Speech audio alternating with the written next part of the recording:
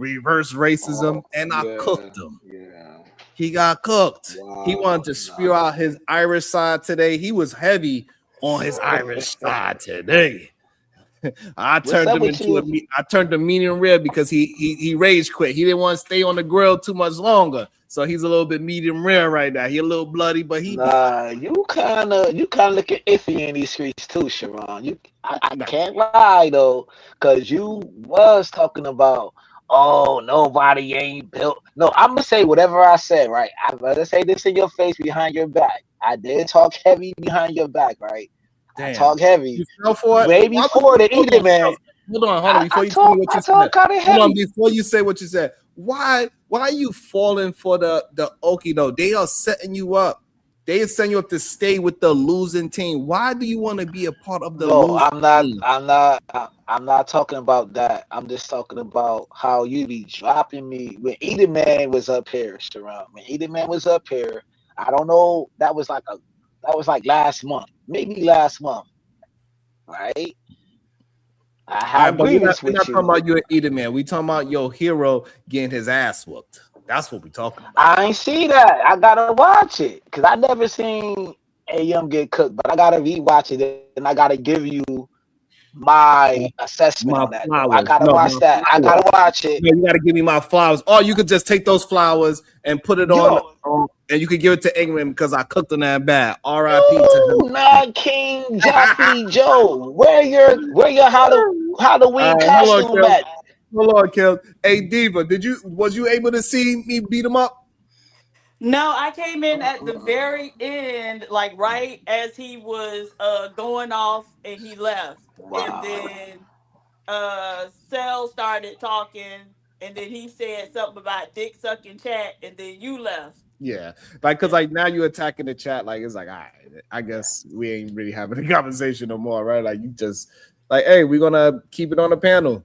You know what I'm saying? Like, but look, Diva, they was trying to get me out my body. They was trying every which way to get me out my body. I was like, no, because black does that. What wife? That's surprising though. All the smoke going on, and you still hit Cell panel with all the smoke going on. Yeah, it's not crazy.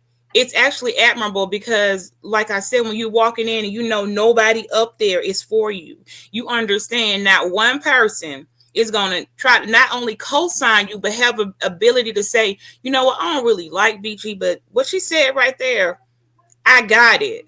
Like, or Sharon or Diva, whoever it is, it doesn't matter. When it's you against the many, as they call it over in some culture, doing what they will be called the soaring eagle, one against many, that is a strategy. Everybody can't do that. And not they're cool. Sharon was not being rage baited. He only began to get frustrated when he clearly could see some people. I saw the part where it was like, okay, come on, y'all are trying to rewrite where racism is. Like, we don't understand the systems and how are we doing this. That's when I think you really begin to be like, so what y'all not gonna do? Yeah, like it's getting too like y'all getting too disingenuous now. Like it's like now, come on now. And then everybody up there, mostly the majority being of our color, it does begin to feel a little bit like, okay, well, have this argument with your child or something when you got to do a little bit more to get them in the things that they're not wanting out. Let's see how this works for you because you named your daughter Shanquita. And now it's an issue on her applications and you had a right to name her Shanquita, whatever reason you wanted it to be. But that should not get her cast to the side of institutions who don't want Shanquitas, regardless of her understanding, her intelligence, and what it is she brings to that institution. She's already cast to the side without any further thought. Like all these things is like, okay, so we're going to pretend that doesn't happen.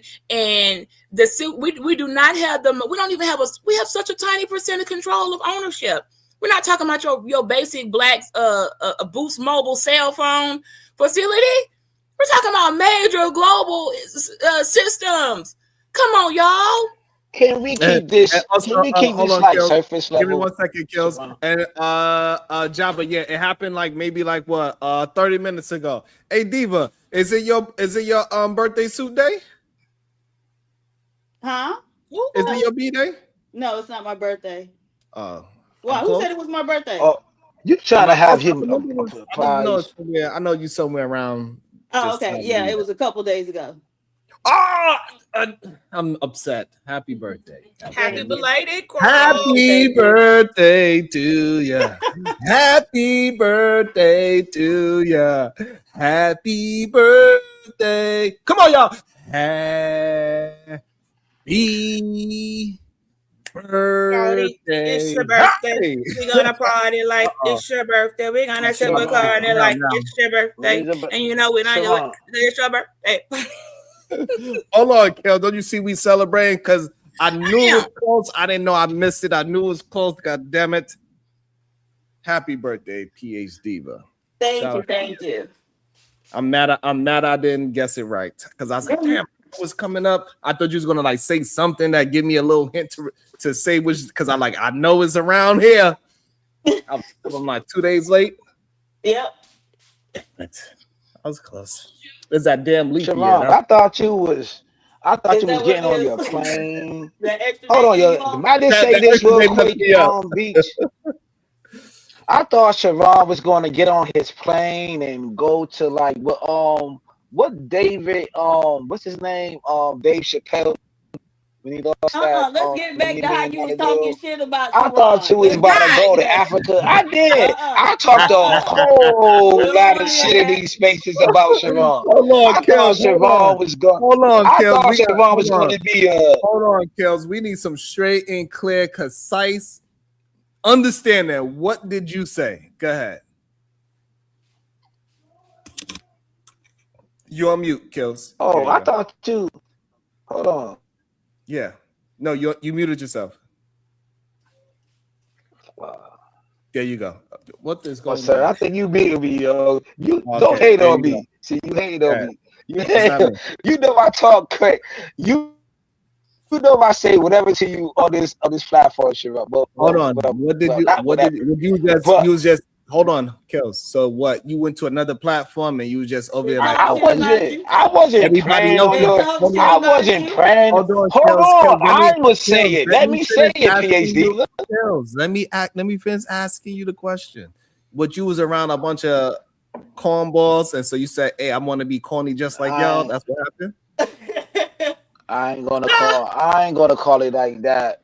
But I wasn't praying on your downfall, but I was like, yo, how the bounce back gonna be though? I wasn't praying on your downfall, but I was like, yo, what's Sharon gonna do with all this smoke in the air right now? The bounce back. Cause I was like, yo, he was talking all of this hotness. I don't need Anton Daniels. I don't need Fatty. Nobody. I built this brick by brick shit, right?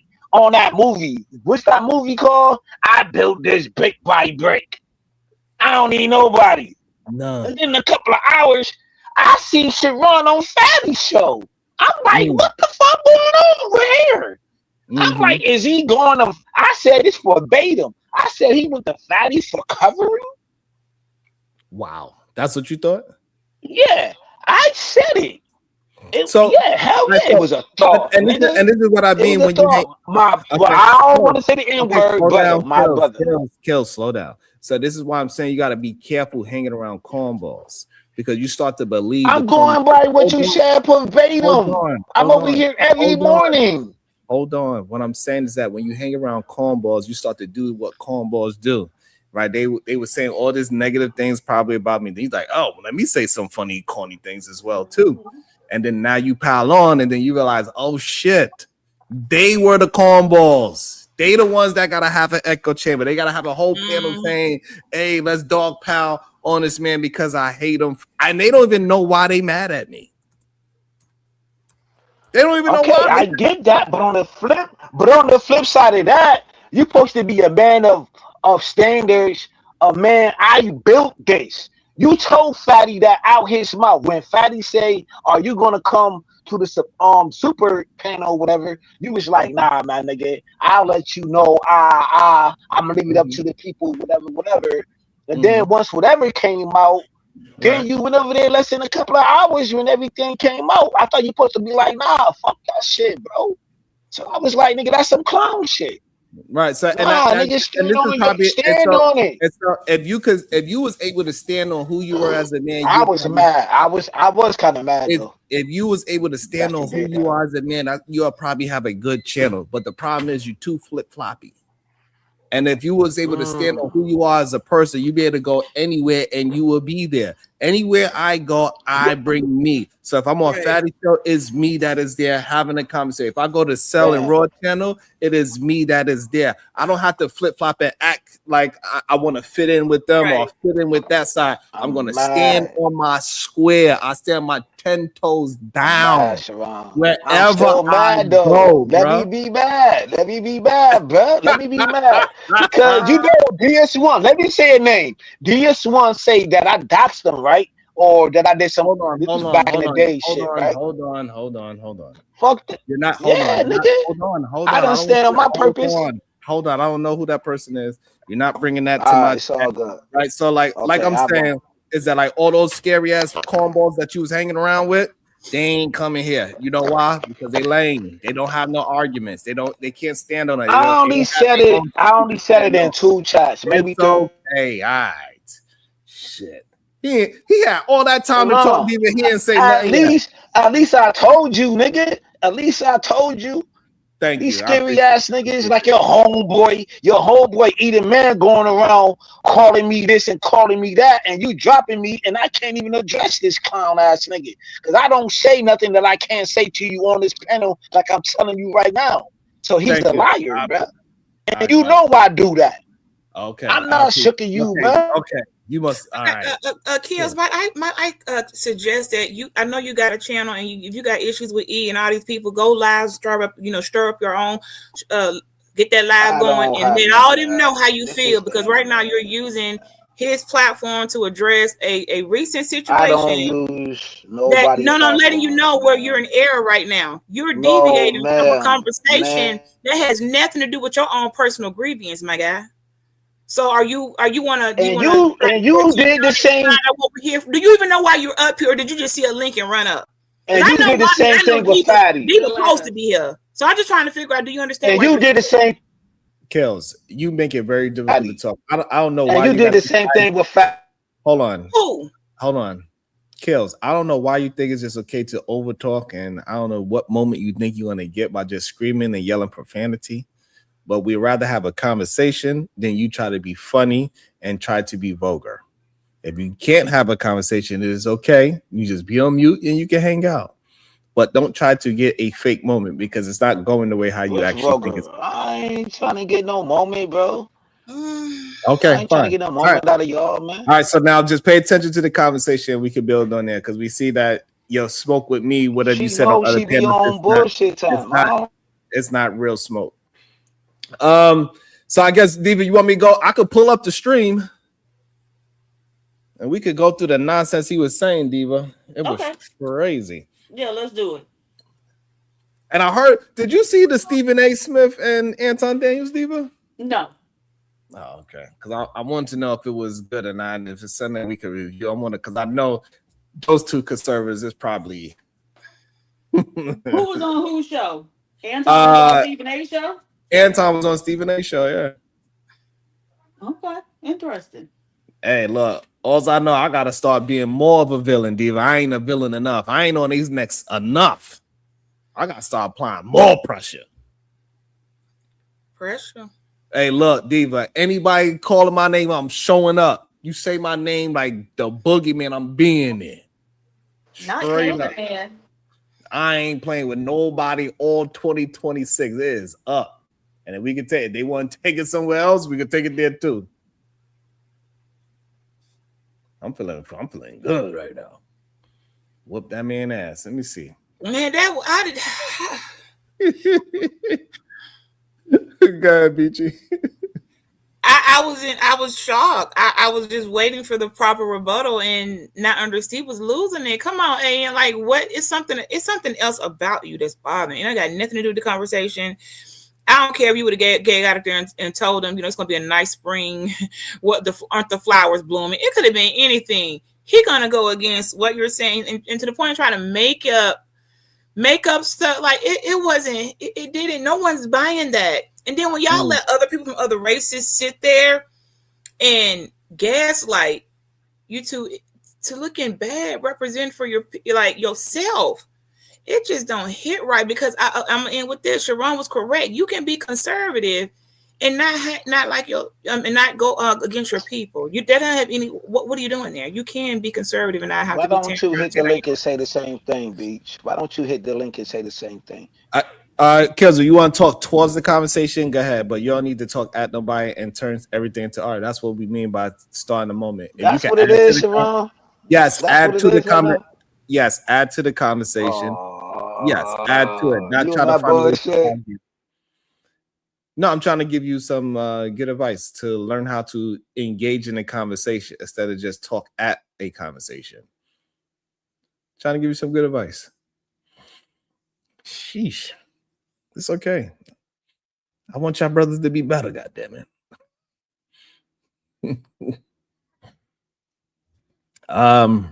This is where I jumped in at, Diva. I just came up there. I probably was there for like 5 minutes before I started recording. We was at Sayyidah. He sent me a message. He's like, "Can you come up?" I was like, "All right, I guess." And right away we went to cooking. Where am I at? Hold on.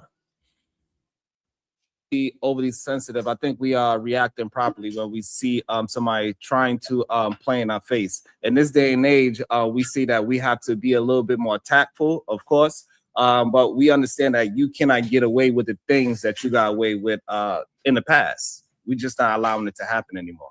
Okay, cool. But here's my problem with this, right? So if we're trying to get away from that in the past, and I totally get that, and there's certain things that do have racial overtones, and it does have a historical tone to it. But my thing is this: should we not, as Black people, find ourselves being guilty of the very same thing that we view as historically wrong?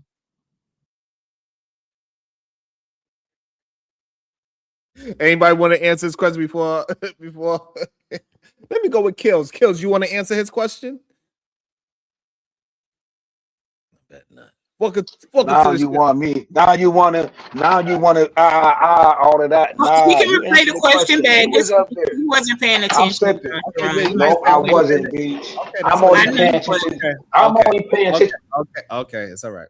Welcome to the show. I'm only paying attention to Beach.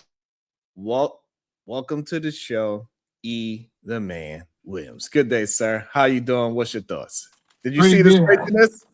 I was over there, but I don't know what y'all talked about, so I came over here to talk to you. I know for a fact that Sharon ain't got no problem with no Black man mocking a white woman. I just know for a fact. Listen, I know I'm gonna shut the internet down if you got a problem with a Black man mocking her. Well, did you see Drewski's response? He said. This is what Drewski said. You forgave the killer that killed your husband, but you don't want to forgive me for saying a couple jokes. Damn, that's a harsh rebuttal. No, hold on. This is he said, because I ain't say nothing about your husband. I marked that dead. This how you doing? So I just want to understand. He said that. Drop the link. He said that. You go find it for yourself. I don't have to prove nothing to you. I don't know what's wrong with Kels. Hey, listen, the point that I'm telling you is he responded to this, and he said, and this is true. She went on live saying that she forgave the man that killed her husband, right? And now she have a comedian that's mocking her doing Pilates, which I thought was funny. She had a comedian. She had a comedian literally doing what we see all white folks do. I was literally today at the coffee here in Gravity at the coffee. They giving out free coffee, right? So I said, let me go get me some coffee. Tell me why the lady had a Tesla, brand new Tesla with the dolls in the back, eating the little organic whipped cream. Like, and I'm laughing because now I'm seeing this skit in my head with this is how white people move. I just don't understand why anybody is outraged for this man to be comedian. And it'd be different, Sharon, if this was his first. He done did it to black people. He done did it to hillbilly peoples. He done did it to what's them people called that be on there yelling on the sideline? One of Beach's cousins, them. What them people they call them people with the blue and gold? What's his name? What is the people who be talking? Notre Dame? What? No, the organization, they wear blue and gold, they be yelling at people. The organization, I don't know. I cannot think of their name for some reason, but they be like, God said we the original people. What dang, I can't think of them. Oh, Israelites. The Israelites. And the Aboriginals be doing that too. But he done did it about the Israelites. This is what he said, that this is my comedy. I am interpreting what I see in the world from my perspective. Right? So in my opinion, he's not like Angry Man he's full of crap talking about he picking on some white, now he picking on the white woman. That's crazy, man. No, that was absolutely crazy. Hey, Kels, you again, Kels, got either man, why you don't hit slap the taste out of your mouth? I'd like to see it. Goddamn, it says kills need to go. They put a 20 ball on your head. Welcome to the show. TMZ Times, what's good with you? TMZ is hilarious. That's what they do, man. There you go. What up?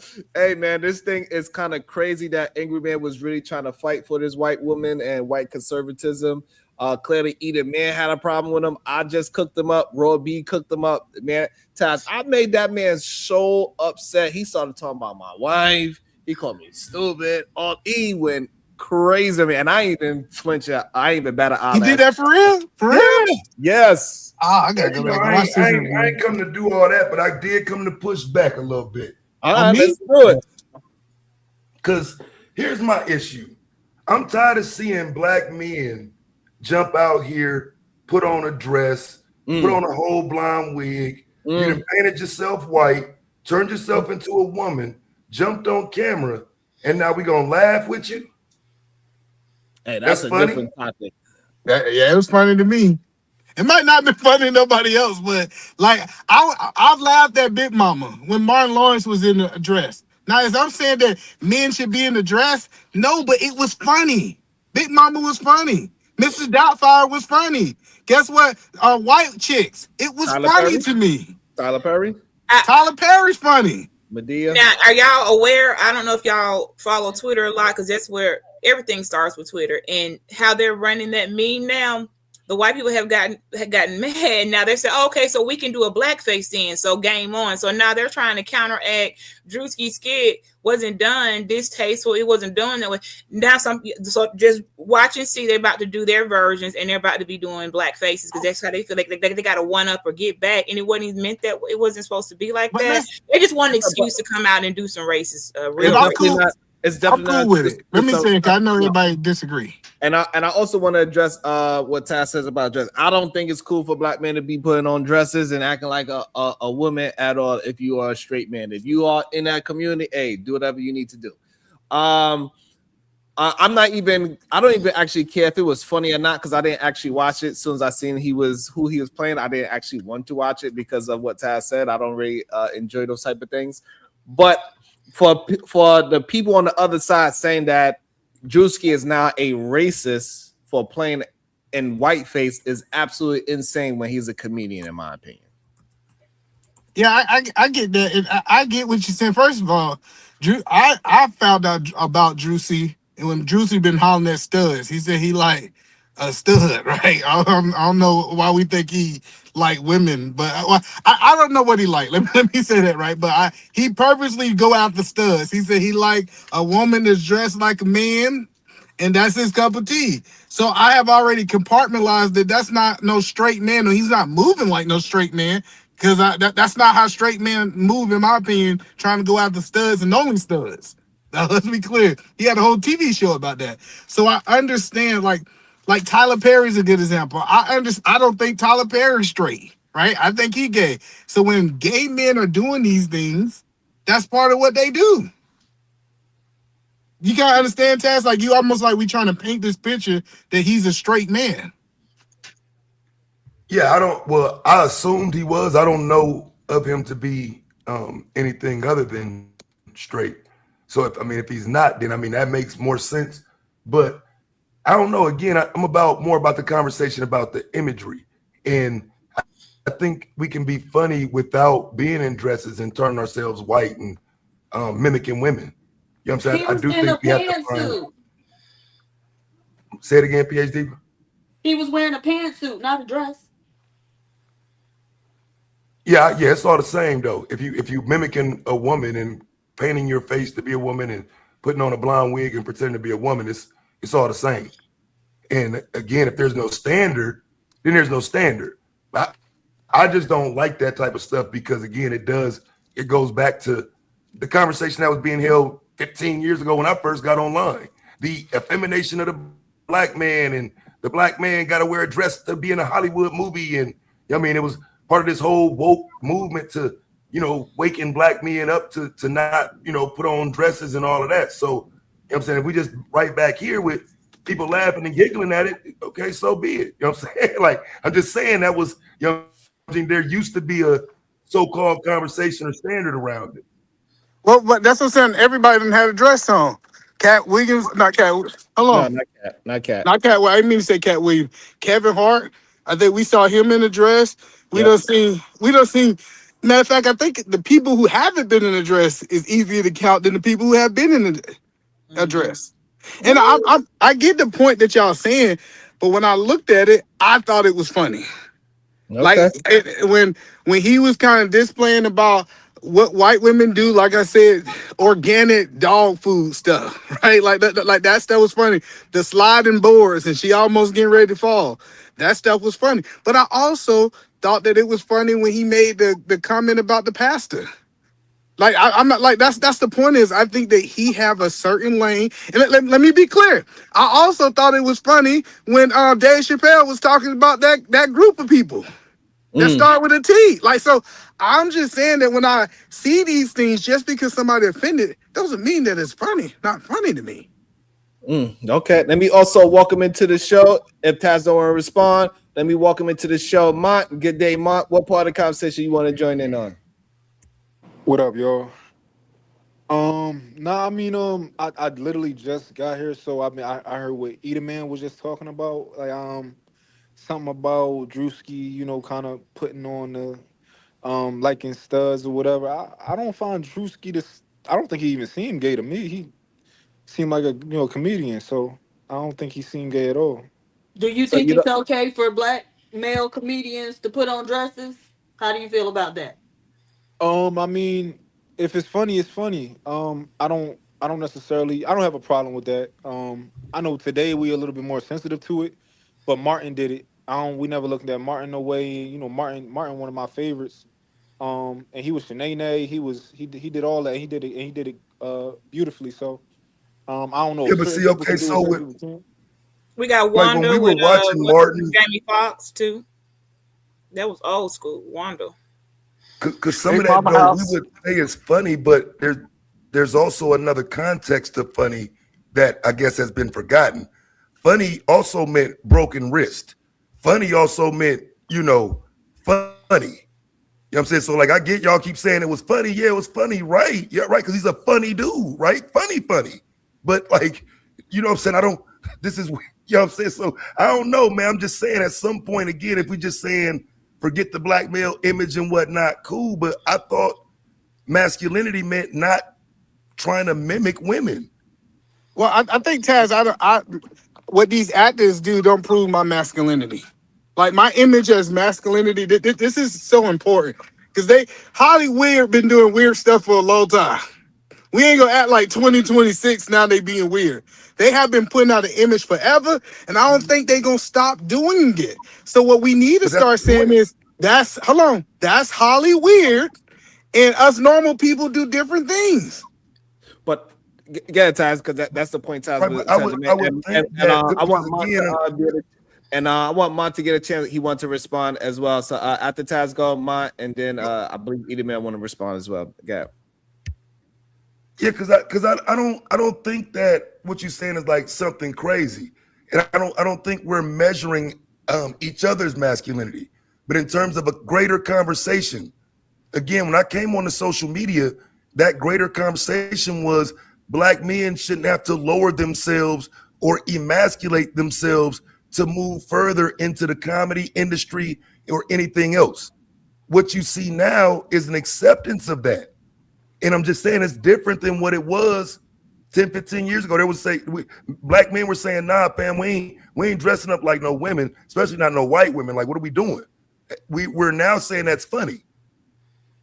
I think Hold on, Edelman. It's gonna be Mont, then you, Edelman. Go ahead, Mont. Right. Well, hold on. White chicks though. So Yeah, that's like what I was over gonna say. 10 years ago, they were doing it, right? Yeah, I think the so there's a white chicks was out by then. That was part of the. I think part we of the just meme. well, Taz, what it seems like you just created a misconception that black men have not been doing. That within the last 10 years, black men haven't been doing that. We've always been doing that. Like it's when Martin did it, it was comedic genius to me. Like it was so funny. And I mean, I know you niggas been gay. I'm the initial nigga to come on here and call you niggas gay. Don't get it twisted. I'm saying don't get, because y'all starting to confuse shit. Let me make sure you understand. I know you niggas gay as fuck. Right? So let's not get it confused. We can get it popping if that's what y'all trying to do, but I'm trying to have a real conversation, not let y'all know what you niggas are. Hold on. Did I offend you somehow? Did I say something that was yes, nigga, because I'm not playing about this, bro. Y'all like I ain't made no misconception. Where? No, so what you just did, right? I'm gonna tell you, this is what I heard. You just said that it's only recent as in with the last 10 years we've said these things were okay, right? And what I was saying was that was never even a misconception that within the last 10, like that's just become okay. Like this has been the status quo that certain actors that are black men can go and put on dresses and stuff like that. That's been traditional. That's what I'm saying. Right. Okay. And there became a point where that tradition was called out. So in terms of like a movie like White Chicks, the example that came out of the Remedial Chat, that movie came out in 2004. The call out I'm referring to comes after that. But because there's so many dummies talking, you wouldn't understand the point that you got to put these things on the timeline in order to understand my point. By the time White Chicks came out and we get to the conversation I'm talking about with people actually calling it out from within the industry, yeah, we saying we not gonna do that no more. Okay, so when was the time period? Hold on. Like, Sorry, go ahead. 2010 and beyond, up until now. So that's different, right? So if you saying that collectively or a particular group of black people have said we're not doing this no more, that's a different conversation. We can talk about if we agree on that or not. I don't care, honestly. I don't think it's comedians doing that has ever been representation of us or not. But that's not what I heard, and maybe I heard wrong. Yeah, I don't know what you heard. I know what I said. I'm not sure what you heard. I would have thought you heard what I said. Yeah, that's what I thought you. I'm a very humble person, right? So even though I'm confident in what I heard, I'm willing to say, you know what? I'm not going to say that's what you said because I can go back. We ain't going back to the replay right now, but that's just me saying, I remember this, and of course you're going to say I remember not saying it. That's how that normally go, but yeah. Wait, yeah. Okay, so again, when I'm calling this, what I'm calling out is the question of when did so again in the last 10 years, what other man has been in a dress and celebrated like this? Madea, I ask it that way. Tyler Perry. Well, he been doing that for 20, 30 years. Well, I was gonna say what? Yeah, he been in the last 10 years. I would argue. I don't think Tyler Perry's being celebrated in the community though, but I guess that would be the point of contention. Yeah, he's not being. People actually talk down on Tyler Perry, even though he's highly successful. So like they kind of like, especially black men actually talk negative about Tyler Perry, saying that he's funny. Like that's the quote. Some that's black probably men the talk negative about him. Not all, right? The man became a billionaire in the last 10 years. So plenty of people was going to watch it, and it wasn't just black women. So hold on. This is the thing. Hold on, because hold on before you jump in. But that's Taz's point. Is that he said that it's been called out and it's so basically it's frowned upon now. And I'm saying no, it's not frowned upon. It's been getting more and more pronounced. So who frowned upon it? But where are the examples? Because I'm saying from the 90s to 2000s. We can look at all the little rappers. Wait, what's the movie? Because you just naming a person. I'm saying the imagery I'm referring to. He just made a movie. Well, what we want to do? Madea go to jail. Madea destination wedding. Madea. Let me all right, so hold on. So you saying those movies is a good representation of black men? No, what we saying is that people that's are frowning upon that imagery. All right, and so that's what Taz is talking about. He's talking about the representation of black men. I know why he's against it, but he's saying like black society has called it out, and we all frowning upon it. And I'm saying that's not the case. Mean have certainly called it out. This is what these. Right, I know people have called it out, but it's not frowned upon. Right, the little boys getting more sweeter and sweeter by the day. The boys getting sweeter and sweeter by the day. Look how tight their pants is. See, that's a different argument because I would argue this is why that's happening. So you know what I'm saying? That's a different argument. Not why I don't disagree. Always been gay. So hold on. So hold on, wait, Taz. So I understand what Taz is saying, and my closing words would be this. I'm so sick and tired of y'all thinking white women, not y'all, when I say y'all, I'm talking about angry men, thinking white women are untouchable. I get what Taz saying that this doesn't have a good image for black men. I'm not even knocking that. But he done did this and he done dressed we didn't hear this type of smoke when he dressed up like the black woman. He dressed up like the black woman. Nobody had nothing to say. And now that he's dressed up like a white woman, now she's supposed to be this protected group. So I'm just saying, if we're going to have that smoke for Drewski, we should have had that smoke for Drewski when he was dressed like a black woman. But nobody cared about black image then. And I'll leave it there. I'll talk to y'all later. So are you saying Taz up here cooning? Is that what you saying? Taz is up here cooning? Yeah, that's for the white well, he didn't say that about okay. me, but I would answer and respond to that. I have an issue with men wearing dresses coming out in women's imagery. And I had an issue with it when he did it with women, black women. I have more of an issue when a black man does it with black women. That's more of a problem. I get it, but we didn't hear about it. Like I'm hearing about this white woman. I agree. Okay, that's all I'm saying. Yeah. You don't hear about what happens to black women in America every 5.5 hours. You don't hear about domestic violence. You don't hear about shit that happens every fucking day, bro. But it happens. I get that, but that's but I'm just saying you wasn't up here talking about it. We dressed up as a black woman. Up here. You gotta say it again, DB. You breaking up.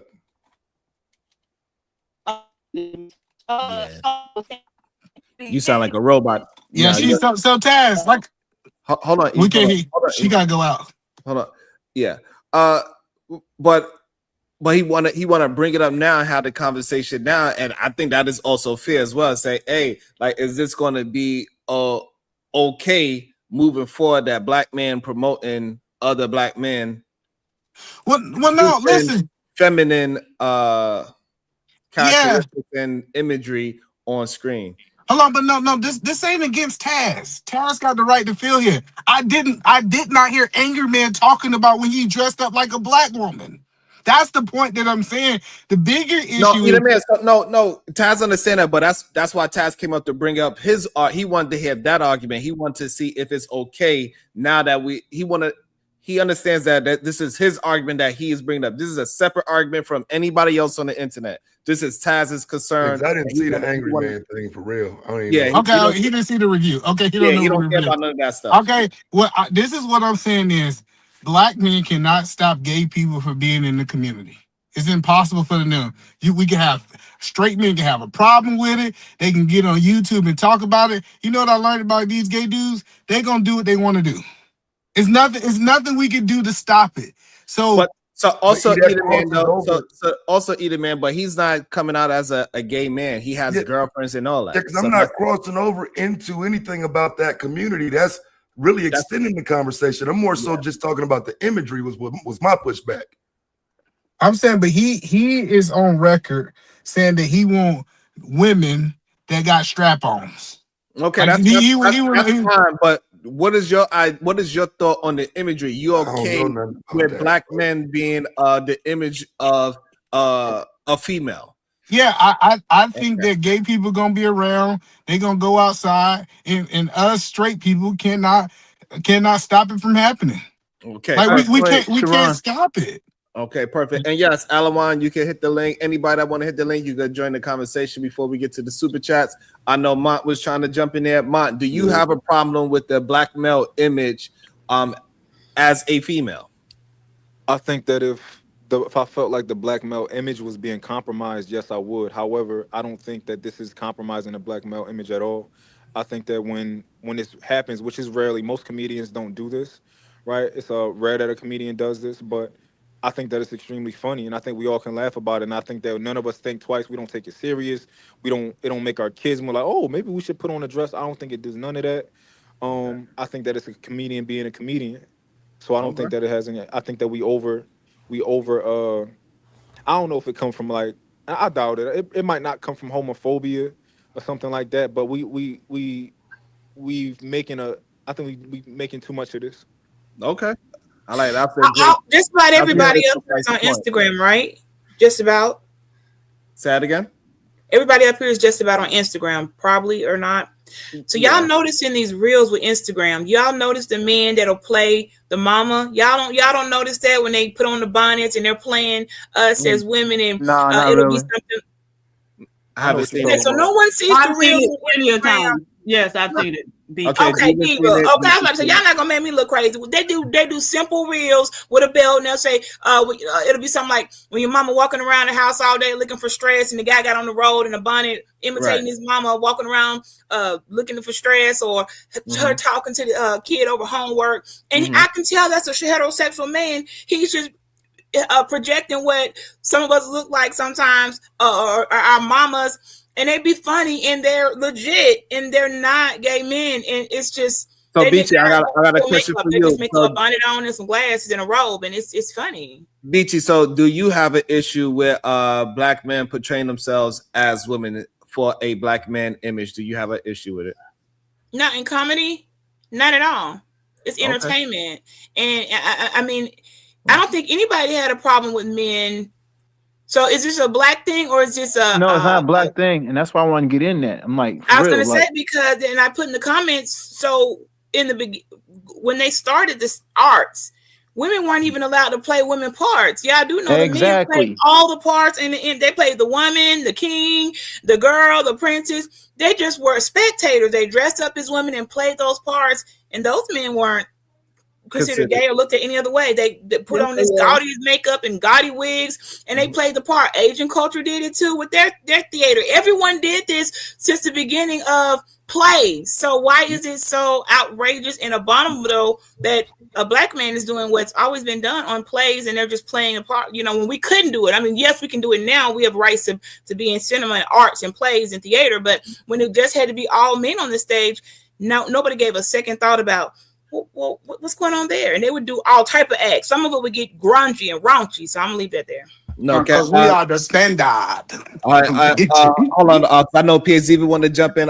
Can you read the super chats and then go to your thought, Diva? Sure, certainly. Okay. Carl Anderson, 4832, $5. The image of black men is an important topic to discuss, but combining it with issues of sexuality in a negative way come across as hateful. Come on, man. Conversations with MJ, $20. 1. Drewski is mixed. Damn. His grandfather is white. 2.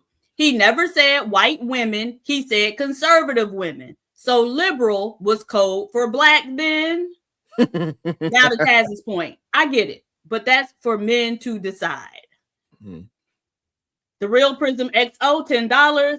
It has to be a full moon. Sharon with Ugly Man and Taz giving a beat down to Tubby. Peace, fam. I ain't got nothing to do with that. Yogi Fish. I think Tubby is. I guess Fatty is Tubby. I think so. But go ahead, Diva. Yogi Fish, $5. There needs to be a part 2 to that conversation, Sharon, but with calmer people. I joined that one. You should have went up there. It made the environment calmer. Mm-hmm. I don't like his name. The long $2. Look, it's Mr. and Mrs. Exposed. What does that mean? Yeah. Somebody trying to be cute. Go ahead, Diva. So what is your thought on this this black man image with Drewski being feminine on 2 different levels? Well, so generally speaking, I have an issue with black men dressing up as black women, right? Because part of the joke is that black women look like men and black women are unattractive. So I don't like that. Now, what Drewski did, I don't have a problem with. I thought it was very funny. I also think the whole I'm concerned about the black male image. When he did the black women as well? What? I literally just what? No, I just want to know.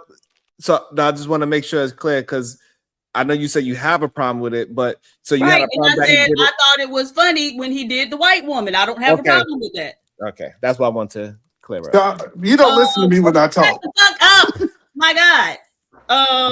But yeah, so I think I'm concerned about the image of black men. I think that's a crock of shit, right?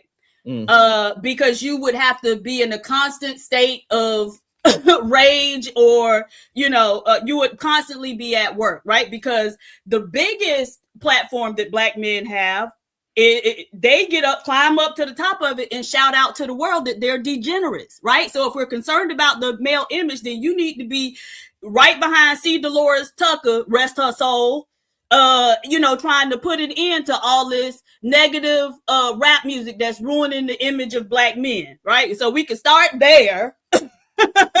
And then it's a lot of other places we can go if we want to clean up the image of black men before we get to this boy dressing up like some weirdo white woman. Okay. Let me get Marvelous. I don't know how. Yeah, I don't. It's weird to try to change the context of what it is that I'm arguing, though. I'm not arguing the image of black men as you hear it or as you see it in a music video, simply in terms of comedy. And it's like y'all have moved the goalpost 75 different places as opposed to just dealing with the point. I'm fine with it, but I'm not making something up here. There was an argument to be made that black men shouldn't do this, but if he's just doing a drive-by on Erica Kirk and niggas want to cover for that, that's fine. I'm asking about the greater situation, but it seems people don't want to deal with that. Yeah, the greater situation is be concerned about your image on every platform, right? So if you degenerates over here, then there should be no issue I'm sorry, I didn't cut you off. Yeah, you so can't. If you're what? You can't. I've done all of that. My concern for the community and its image has already been off. Now, if you can't shut the fuck up, then I'll boot you the fuck off. I don't give a fuck about being right. booted. Okay, so get prepared to get booted, nigga. Yeah, no doubt. All right. Okay. Bye, nigga. That shit don't bother me. Okay, wonderful. Like, you gotta understand. It don't bother me neither. All it is $20, so it certainly don't bother me. Do better, fam. Go ahead, Sharon. Do better. No, you Knock do the better. taste out my mouth, Sharon. Be better. Be better.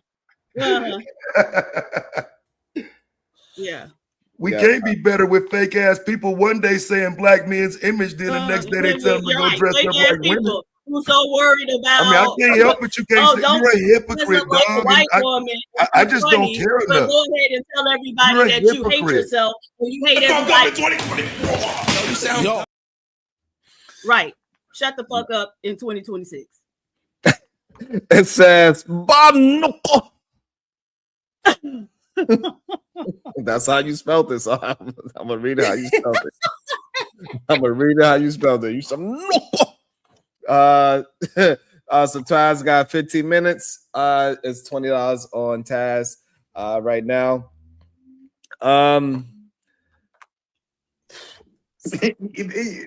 Yeah.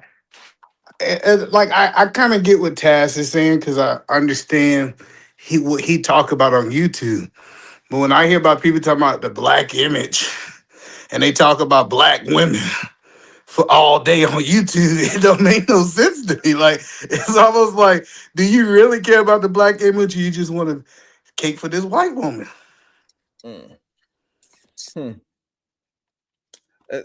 I think it is an interesting take for sure. Don't provoke me to anger, or else you be in danger. Says, all right, Diva, we like, come on now, what we doing? $100. So you just gonna kick me off again? Yes, nigga. I don't want to argue with you. I want to have a No, conversation. no. Because I heard you the first time talking about stupid motherfuckers. I ain't say nothing, but I heard it. And then for you to not be able to even let me finish my sentence, I was just speaking my thought. I let you finish yours. I was giving a rebuttal. Yeah, go ahead. You did not eat right. You still can't do it. So yes, I'm about to put $100 on your head. Go ahead. Right. Thank you. Yeah, go ahead. I ain't paying $100 to come back. Right. Bye, nigga. That nigga said, Sharon, I don't like you that much. I know you can't have a conversation though. Remedial ass. That's fine. Apparently you can't bye. Who keep cutting me off, right? I was trying to have it, but you kept cutting me off. Fam, you gotta pay $100 to run. Little nigga. Nigga. Superior intellect. And you know it. Right. And you know it. Pay $100 to hide it. Yep. I ain't these other dudes. I ain't no rim, bro. Right. I'll embarrass you intellectually, and you know it. Just the taste out of your mouth. I'd like to see it.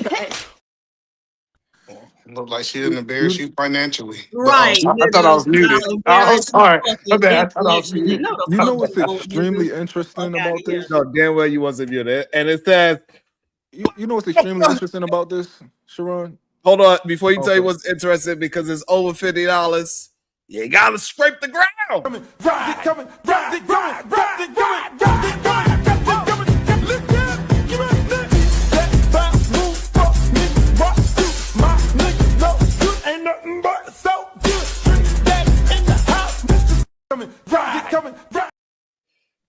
Yeah. I like my hoes, never home, I was on the street hoeing, just like Taz. Shut your ass up. Well, I was going to say, like, what's extremely interesting about this is he seemed like he's probably is an intelligent guy, right? But when we talk about the image of the black man, I mean, us coming up on here and having conversations and being civil and not cutting people off and being able to control our emotions, control our mouths, like, I'm not going to say it's a contradiction, but I would say that that's something to look at, you know, if we're so concerned about how we present ourselves and we behave this way. I don't know. It's a good choice of words. I like it. That was a good thought. Sharon said, I do not choose violence today. It must be because it's Saturday. Even with the quiet flex. I like it. And we are not going to forget you all. We're going to see how Sharon got someone's pennies all up in a bunch earlier and got out of their spirit.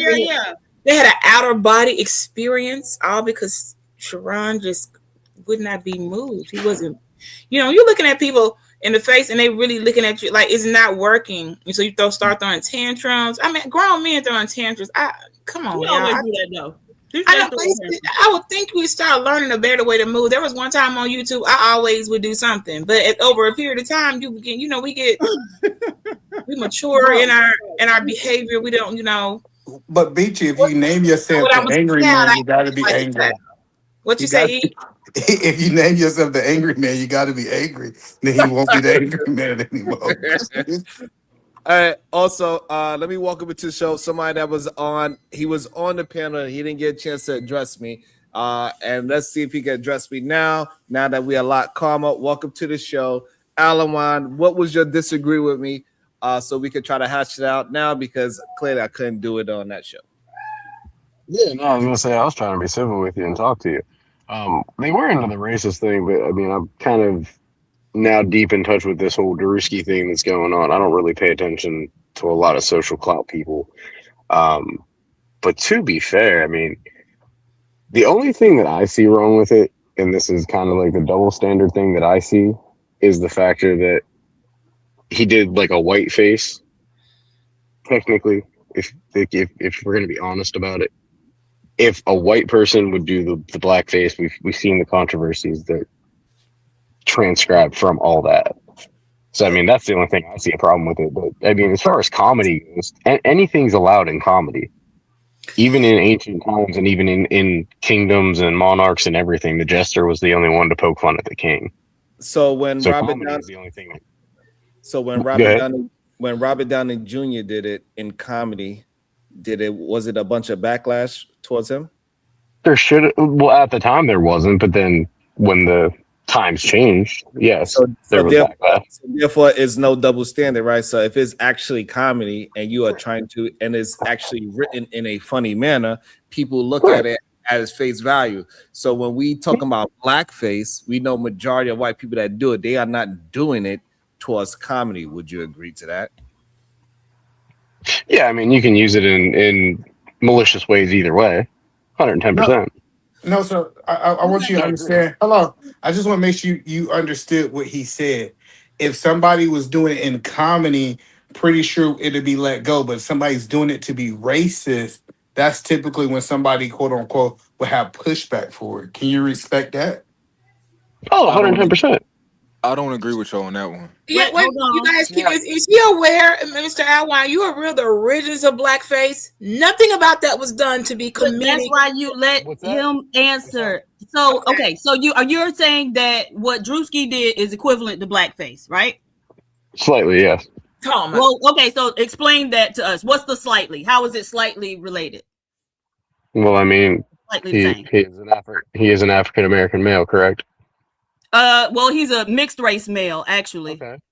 Okay, but does he identify with the black gender or black? I don't know. He identifies mixed. He was mixed. Shut up. Okay. Damn it! Why y'all can't let people just have a conversation? I'm sorry, Padib. Please forgive me. Don't. Thank you for your forgiveness. Okay, so he a mixed race man. This is what he's told us. So we can't say he identified any other way than what he done told us. Okay. Okay. Okay. So I'm asking you to tell us how is the same. You said it's somewhat. It's kind of the same. So I want you to explain it. So you're not poking fun at a different race by coloring your face as that race? To poke fun at that race? Is that not? So you're saying they're the same in that you change your color to poke fun at another race. I would agree with that. I agree that they are similar in that respect. Okay, go ahead. That's literally my only contention with it. That's all. Oh, okay. But so you do realize the point that Beachy was making. Okay, so what happens as a result of Drewski putting on makeup and making fun of a white woman? I mean, there's outrage over it, I guess. Like I said, I truly don't care. In the face of comedy, anything is possible. Right. Okay. To me, it don't matter worth shit. Right. It could be a black man doing it. It could be a white man doing it. It could be. So now you're just talking. You're just saying words, right? Because none of that's irrelevant, right? Okay. So you said they both put on makeup to make fun of people of another race. When I asked you what happens when Drewski does it, you said maybe outraged. People are outraged, right? But when white people did that, right?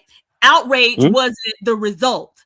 The result was black people being beaten, lynched, right, and having all of this other forms of mistreatment justified, right? And so they're not the same at all.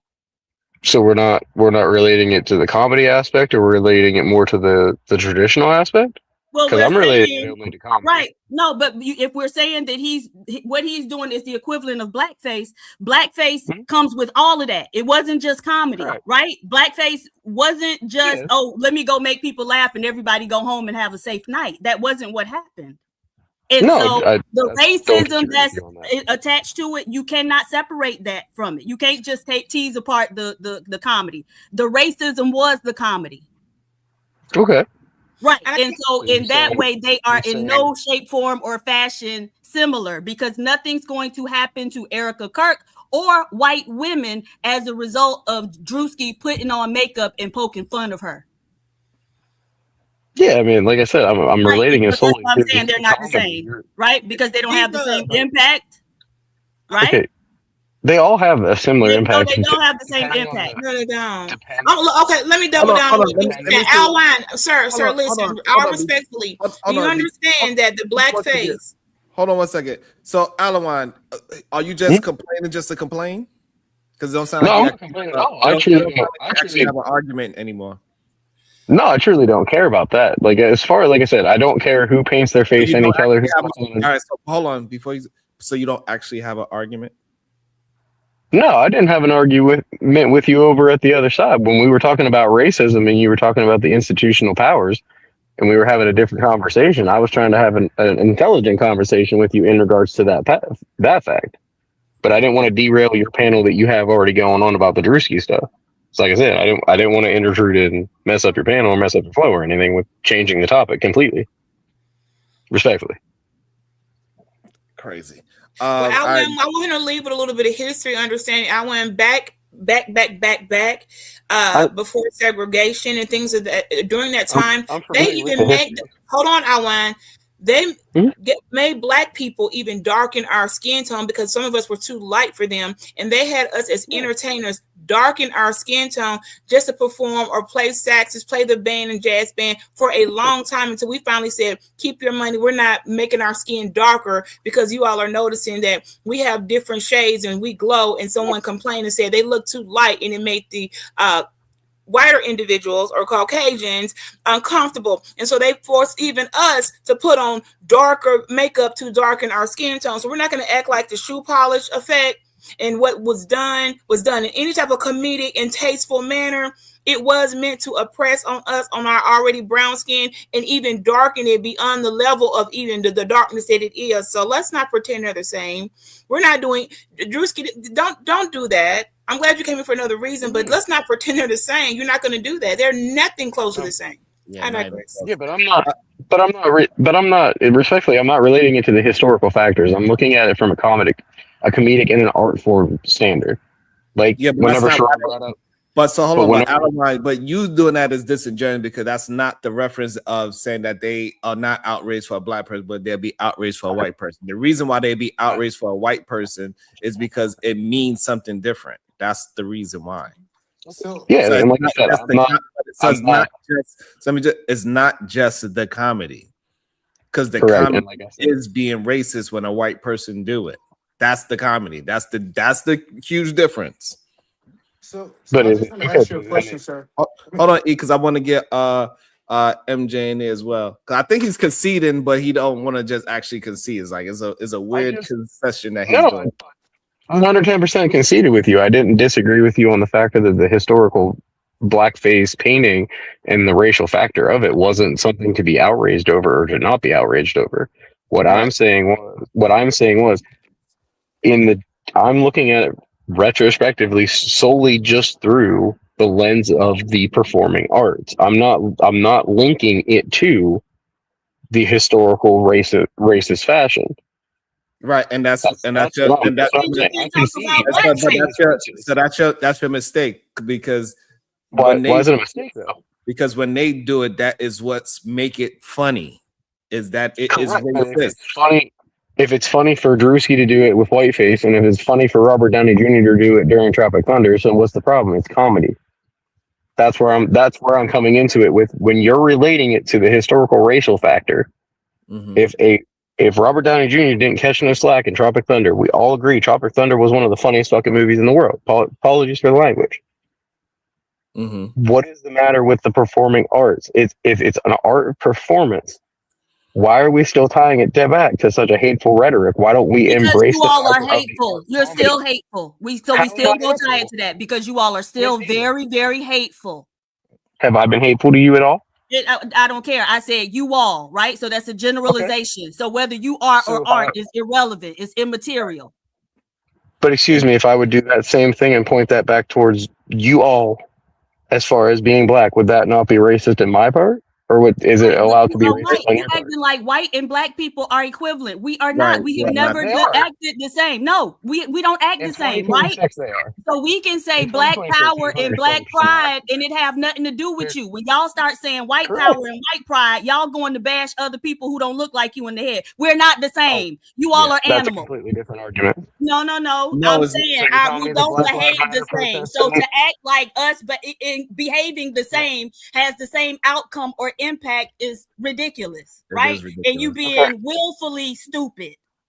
I'm not being willfully stupid. Yeah, So you if are, you're because if you we're gonna can't- relate that, so respectfully, ma'am, I didn't interrupt you. So you're telling me that the Black Lives Matters riots weren't burn everything down and destroy everything? Hold on one Would that be second. equivalent So to hold like on, the white hold power on. marches? Hold on one second. Hold on. First of all, your microphone. Hold on. Your microphone is jumping in and out. That's number one. I don't know if it's because you're moving the microphone or not. I'm not sure. Your microphone's jumping in and out. That's number one. Number two, you cannot keep going from point to point without actually either concession to something, and then we can move the conversation forward. But you're gonna have to. We gotta finish one conversation before you. All right. Like I said, I already agreed with you and conceded with you in regards to the blackface, whiteface thing. 110%. Like I said, that's fine. But you concede, and then now you backtrack back to having an argument about it. You cannot. You can't do both. I'm saying if people are, like I said, I'm saying the people that are outraged because of it being a white or black issue, whether it be a racial issue or not, if it's done in the form of comedy, leave it the fuck alone. Comedy is fine. It's the only safe base for everybody to be made fun of. It's not just because you're black. It's not just because you're white. That's my only concession to that. Now, if you're doing it to literally be racist towards somebody and do it out of malicious intent with even in a performing art, then it's still malicious and it's still racist. That's not up for a debatable thing. Okay. But Besides the Robert Downey Jr., can you name any other white person that did it and it wasn't considered racist? I mean, I'm just thinking of the most modern one. Justin Trudeau did blackface a couple times, and he still was a prime minister of Canada. And they said he did it as a party. There's another example. That one was not considered outrageous. So you don't considered believe an outrage. Well, I don't live in Canada, but he absolutely got backlash for that. Well, good. He should. If he's doing it as a racist intent, then yes, he should. So you could just easily say, "I don't have one" when a white person done it and it wasn't considered racist. You could have just said that. Okay, that works too. So then say it. It's okay. You don't have to argue because you are arguing something that you don't have no proof or backing to your words is the issue that we have. Okay, but I also have. Okay, so in the same token, though, I've seen black people put on whiteface before within comedy movies as well. And do you believe that? Okay, so now you're saying that. Do you believe those people were racist? No, I don't think that at all. So like I said, when it comes to comedy. Why bring it up when we are saying that? But the vast majority of white people that do it, they do it out of racist situations. It ain't comedy. You agree? I apologize. You were cutting in and out a little bit. I said the vast majority of white people that do blackface, they do it out of racism, not out of comedy. Sure, I agree with that. Okay, so what argument? All right, so what are you trying? Okay, it don't seem like you actually have an argument at this moment. Go ahead, MJ, then Chicago-Rilla. Hey, how you doing? Good day, beautiful. I was just gonna say, yeah, I just think that is like pretty much it's disingenuous the uproar that's happening with Drewski.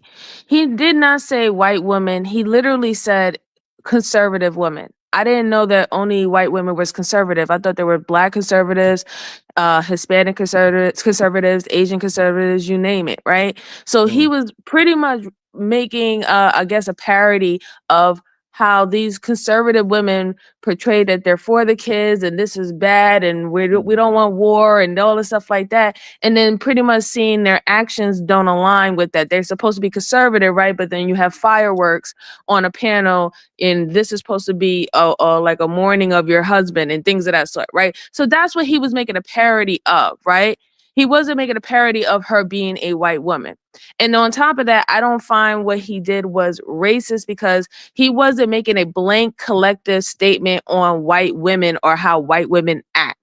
Right? He was talking about this particular individual, and even though he did a face and she happens to be white, he looked exactly like her. When we look at back in history of depiction of blackface, they're not even looking like black people. What did they used to do? They used to use black tar, super red, clown red lips, and bulgy eyes. They used to make them look distorted on purpose. They even have a museum of what that blackface depiction was. They still have those dolls today.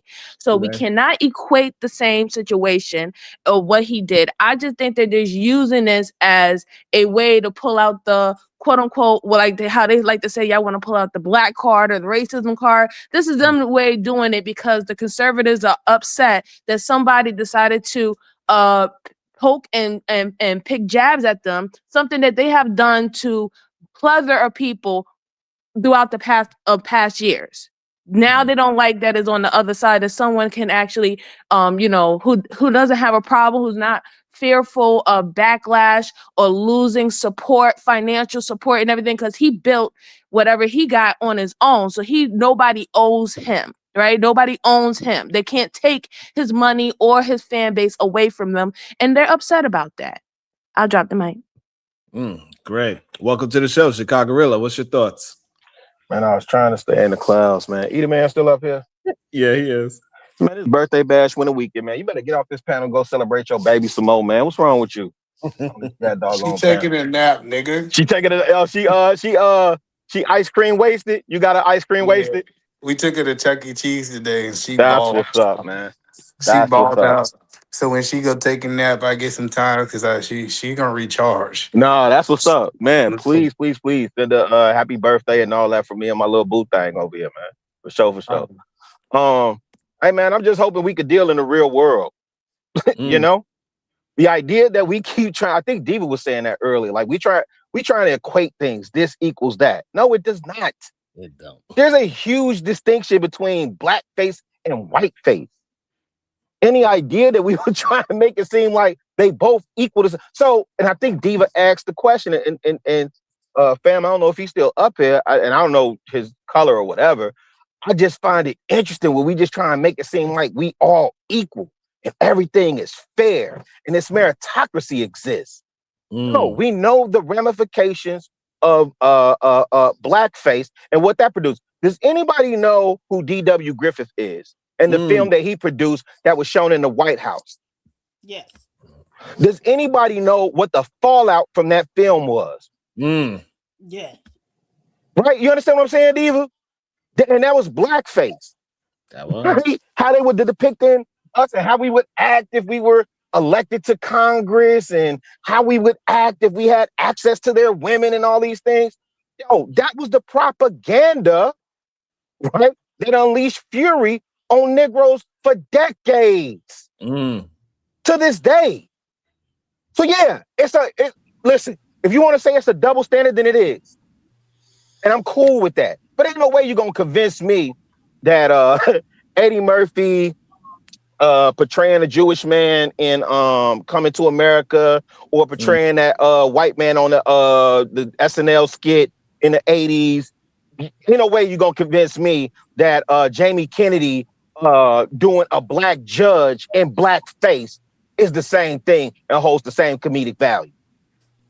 Right. Can I jump in here and double down on what Blake PhD gave out? No. Hey, good evening. You gotta let that breathe. Go ahead. No, I really want to. You gotta let it breathe though. I came in with smoke. I was throwing thunderbolts and lightning. I got 5 minutes of smoke for Chirac. I got 5. Put us in the box. Who's a Chirac? I'll leave a 30 seconds, guys. Give me. I'm about to say, who's a Chirac? What is that?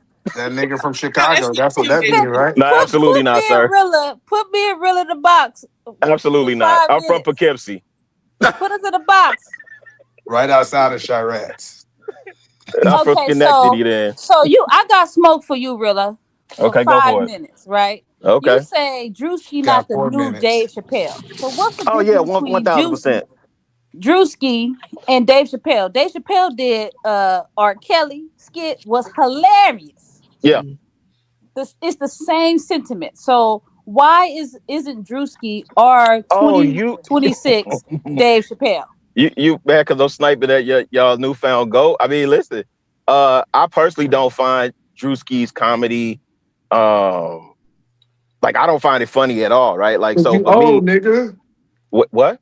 I thought I was muted. My bad. I just called you an old nigga. Come on now. And I only was saying, yeah. When I think about Dave Chappelle, I think about the context and how he could set things up from a historical lens, right? Drewski, I look at more as like if you were saying that's our new Marlon Wayans or that's our new Martin Lawrence, then yeah, I hear you. It's not the same context. Drewski. So Drewski is giving homage to Dave Chappelle because Dave Chappelle was the first to do the skits, and Dave Chappelle was the first to exaggerate. No. He was well in my time because I'm young, right? Okay, I couldn't get off mute quick enough. Like what? No, okay, I misspoke. So seeing Dave Chappelle doing those skits is equivalent to going viral. So we're in the modern times now, Chicago. It's okay. I mean, I think I respect what you're saying in the comparison, but I just think it's way off. Did you see Dave Chappelle did whiteface though? He did. Did you Come see on, man. Okay, Drewski, listen. Drewski okay, let me help Eat a Man out real quick. Did you see Dave Chappelle at the Kennedy Center when he was being honored? That's irrelevant to what we're talking on the historical context of what he's doing. That's for the old people. Listen, I keep saying that the old people like this. And I ain't gonna let y'all keep getting that off too. Hey, listen. See, he got smoked. I got Eat a Man claim he Christian, and you're not finna find nowhere in your Bible. Oh, go ahead. My bad. So go ahead. Mr. Nah, he want to bring up the Bible because we getting beat up. Put Eat a Man in the box. Y'all ain't finna keep doing this old man slander. Listen, we giving homage, right? But you cannot tell me that what is Drewski doing right now is not top tier hilarious. Man, well then you'd have to give it up to Flip Wilson before him. Are you serious? We in 2026. Yeah, we are. Drewski is getting us through the gas prices. Yeah, do you know who Flip Wilson is? Inflation. Drewski is helping. Do you know us who Flip out. Wilson is? She said that he's getting us through the Trump era. That's what she said. Hey, listen, more power to you. Look, Eat a Man. I'm a tag. Hey, this is WWE. I'm tagging Eat a Man in. Listen, I'm not trying to pee on your parade and tell you it's raining. You got it. You right. Nah, I'm just saying, hold on, because I hear a lot hold on, because Beachy wanted to he done told me hold on 3 times. Go Beachy. Goddamn. Well, you keep jumping in 3 times. Yeah, I was doubling down on the Lady PH Diva and MJ. Shout out to you, hey, Cyber Girl. So when we're talking about the blackface, and I went all the way back to because I knew it started before the 1900s. So in the 1830s, when they started doing it, it was as a the blackface show emerged in the 1830s as a distinct racist performance genre designed to mock enslaved people and promote white superiority.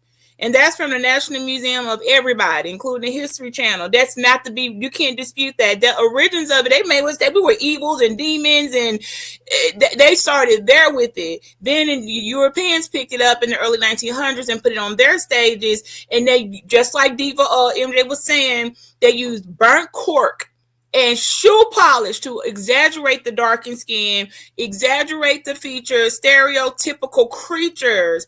And all of it was rooted in the original European traditions from the 1830s of it being evil. So they have always had our skin not to unattractive, but it being evil, and darken it with unimaginable things, not just some tan and some makeup. They're using black, the type of black tar, cork, shoe polish. Like, ain't no one, that's not even a color. That's not no melanin. That's not a tan. That's not an equivalent. This was very deep, and it was rooted in evil. So yeah, anybody saying it's the same and comparing it, I'm gonna need them to go and get their moral compass checked. Yeah, because we ain't did it ever in a way to where we could, but we haven't done it maliciously, like Diva was saying, it being done maliciously and hurtful and not a comedic form. So let's make sure we understand that, Mr. Wherever he went, that we are not the same as she said, not even close. I digress. That's all. But I like to simplify it though, like, but what they were doing back then was exaggerated behavior that was not displayed by those people. What Drewski did was Mrs. Kirk gave him the context to do what he did. She displayed that behavior. And I digress. And I think that's the part that they miss. Drewski did this skit, and then I went to the coffee house, and the lady was asking for organic doggy treat at the coffee house. That happened to me today, right? I want organic. So it's one thing. And if we go back to the White House, they was projecting what they think Black people would do versus what white people actually is doing. Exactly. Like if you go to a Pilates with the sliding boards, you see white women falling off the boards. I'm trying to help y'all understand that he wasn't trying to do more. Like he didn't over exaggerate. He did. And let me ask. Well, he gone, but I wanted to ask him a question. I knew Sharon was gonna let him get away before I asked my question. If a white woman acted like her, would we have a problem with what she did? If she had the doggy skit, if a white woman acted this way, I don't think nobody would have a problem with it. What I am saying, if a Black person act like what we saw in blackface, we would still have a problem with it being a Black person acting that way, putting a blackface looking all crazy. Well, Edelman, listen. The Black church in particular was mad at Drewski for the same reason. They literally gave him the material. He didn't add on. He didn't take away. He put a mirror to their face, and they was upset with him for the same reason. He added a little bit to that one. I ain't see hilarious as well. That was hilarious as well. I ain't see Nam lie. Okay, Drewski. Listen, Drewski did a Manosphere skit. Mr. Gracie is hilarious. He called himself high value and everything. I think the one where he did with those people in blue and green, blue and gold. What's them? The black, the purple and gold, the ones that you think are cute dolls and Omegas, but it's not, and you find out it's the Israelites. It's purple and gold. Yeah, you get the colors right before you like, you eat for getting their colors wrong. Them Israelites want you to. I'm colorblind, so I knew it was something close. It was close to blue. So the whole point that I'm making is that we gotta stop, because this is what our other people were stating, that they believe that he was trying to attack just one group of people. When you do this to everybody, it's not one person that they trying to attack, and that was my point. Like we can all get a little taste. I get that. I'm with you, E. Yeah, he done already dropped another skit, man. That's racking up numbers. He finna run the bag up. They know that. Shout out to him for this is something that doesn't even. This is and something that doesn't Generation even Z have think to he's be funny. explained. Even though Chicago think that he's not funny, his demographic think that he's funny. It's not for y'all old people. Of course, it's for the young people. Yeah, no, 1000%. I'm not taking that from y'all. Have fun. I said I don't find. Just the same way, if I showed you a George Carlin video, you probably would say you don't find George Carlin. You got funny. Old man bias. Or Red Fox, or Dick Gregory, or Richard Pryor. Like, I'm cool with that. Richard Pryor was funny in all generations. Oh, okay. I mean, you know, I don't know. To me, anyway. But I'm okay with that. Is what I'm saying. I ain't trying to piss on y'all parade and tell you it's raining. But just get your umbrellas out. I just think it's kind of biased for you to say that's not funny. Come on, Rilla. I said to me. I didn't say that. I said I don't find his particular brand of comedy. Meaning, when you go beyond the skits, did you watch him with Kevin Hart and Casanat on that live stream? What about his? Did you see him there? Wait. Yeah. Did you see him there? Funny when he picked up that chair and threw it. That yo, was you funny. wildin'. You wildin'. What nobody said when he threw that chair. What about I would say. Hold on, y'all. Hold on. All right, let's get back to it. MJ, I see you came off mute. Did you want to address something? Oh, I was just going to say, this is something that doesn't even need to be explained. They're just trying to milk the situation to make themselves as a victim. They know doggone well that he didn't do anything to attack them racially. They just didn't like, the conservatives didn't like that someone was attacking someone in their camp and how they act out in these streets, because they rather just, like they see it, but act like they don't see it. They prefer that. than anybody making parodies of it. And they know it. They probably even looked at Drewski's thing before. I'm sure that they were laughing when he did the whole religious, especially the black churches skit. I bet you they had a field day with that, and I'm sure we can probably pull up a many conservative platforms that was reviewing that and saying, you know what, he was absolutely right, and this is what's been going on, and this is why this community stay poor because of these type of people. But then now you talk about their community, of course people going to have a problem with it. We see this happen all the time. So my question is, why do the black conservatives have such a issue with this skit, and they trying to make this this reverse racism Uno reverse thing? Because it's the truth. It's the truth, and the truth, as we know, bothers a lot of folks. They listen. A lot of conservative people, like true conservatives that I even know, they was disgusted by Erica Kirk's behavior this whole entire time. They have their little theories, you know, the conspiracy theories about Kirk's death, her involvement, what they were saying, her dealing with the vice president, all that stuff like that. They've been looking at her sideways, as well as TPUSA, or like Sharon likes to say, Tapussa, right?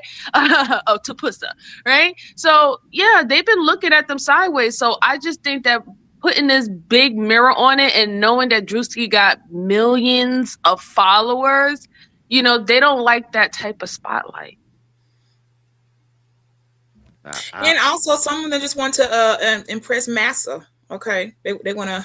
Can we say that on here? Hold up, I want to get that they want to look good for Massa. They want to show that, you know, I can do these backflips and cartwheels, even if I know what I'm saying is strong and wrong and it makes no sense. But I want to prove that I am for you and against us, because it's going to give me extra ticket to the movies. I don't know what they're getting out of this, because some of us know, like, you still not winning. They're looking at you and laughing at you, and until the day happens, for some of you black conservatives that are congratulating and clapping for the other race, until you actually get invited to the table and sit and see how they're discussing and laughing at you, and they throw out these little projects and see how you're going to act, until they ever have that experience and can be a fly on the wall, they're not going to change. But they do get laughed at. Black and brown people of color, don't think they do not laugh at you and mock at you in their tables that you will never be invited to, in their gatherings, and just laughing and look at them like we're being offensive, and they love it. Like, you're going to feel so bad. I wish that veil will fall off very soon so you can see and have a little bit of shame. I have nothing else. Remember, Tapussa used Nicki Minaj as influence to try to gain her followers and stuff. So I guess they're probably upset that Drewski might, remove that with his followers. I don't think they gained any followers with her. Her fan base turned on her.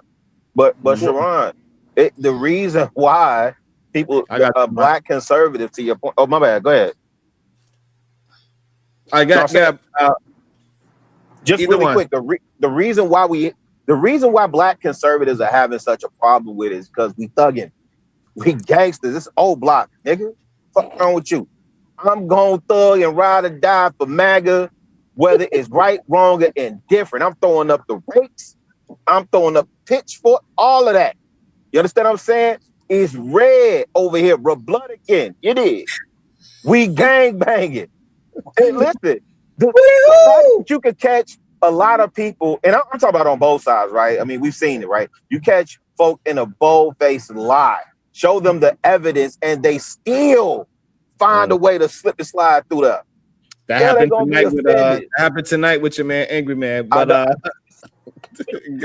go ahead. Let me go on mute, man. I was over there. I tried to watch for as long as I could, and I just couldn't. Go ahead, Mike. Yeah, I'm on mute though. But yeah, we gang banging. That's the answer why black conservatives are so offended. To answer your Ron, question, do you care if before we get back to the topic, I know you were asked a question and you were right. You didn't have the answer to that law of what is it.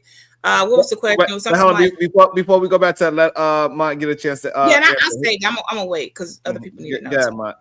I was about to say, to answer your question, I guess there's two perspectives, right? Of course, it could be that the conservatives are mad because they're trying to, just kind of make a fuss out of nothing. They're just trying to, just make some noise, right? But to be fair, if they were being genuine, maybe they just traditionally don't like reverse. They don't like racism in general, right? Let's say let's say they're being genuine and they think that it's truly not fair for them to.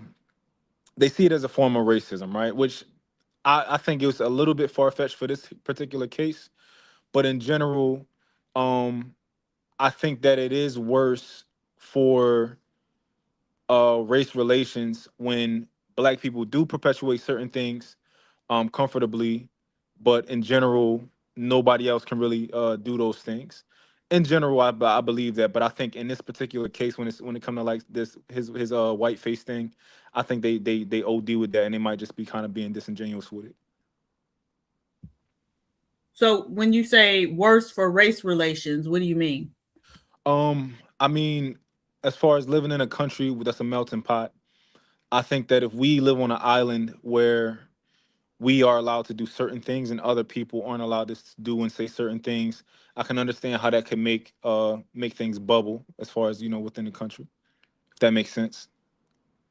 Well, okay. So there was a time when Black people weren't allowed to do certain things that other groups weren't allowed to do, right? So Black people didn't have these certain things that they could do that other groups of people could do. Do you agree with that? Absolutely. Okay. And so how were race relations during that period of time? Probably very bad for Black people. Right. And so I'm just confused by you saying like it's bad for race relations. Baby, regardless of what we doing or what we not doing, race relations are bad. Well, what do you perceive race relations to be?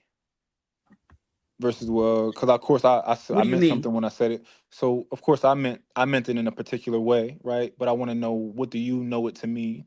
So that's what I was asking you. That's why I asked you, what do you mean when you say race relations would get worse? I just mean that was me asking you for all the context that you was considering. Yeah, I just mean the relationship between races in our country, the relationship we have. Right. And so my point is the relationship between races in this country has never been good, regardless of what Black people did or did not do. Okay. So my question would be, do you want them to be good personally? Sure, yes. Okay. So my position was that I think that when we are on an island kind of doing what we want and saying what we want, and other people are not allowed to, I think that we would be doing the opposite of meeting that goal. We would be going in the opposite direction. Yeah, but we're already in the opposite direction, right? So Black people not doing something is not what's going to make or break race relations, right? They're already terrible. So even when Black people weren't doing our own thing on the island that other groups couldn't do, there was still a whole lot of racism, and right? So it just seems like a weird and bizarre thing to kind of hold up and say, oh, this, this will make race relations worse when they're already in the toilet.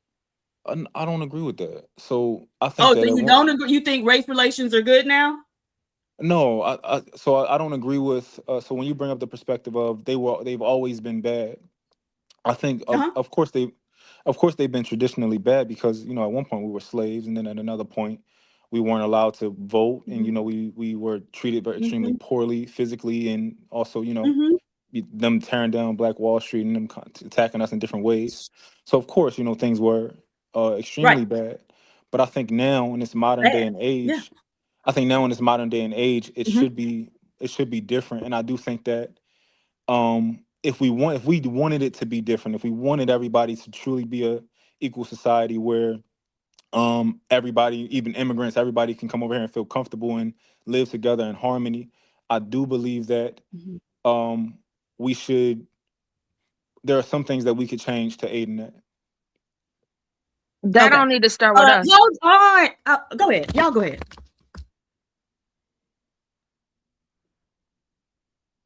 You got it, Diva. You good. Good. And I'm gonna bring you Diva, up in go a ahead. I got somebody in the back. I'm gonna bring you up in a second. Go ahead, Diva. Y'all got it. Go ahead. Just breathe. Come on. Question. Yeah, Diva, come on. hope I was that listening.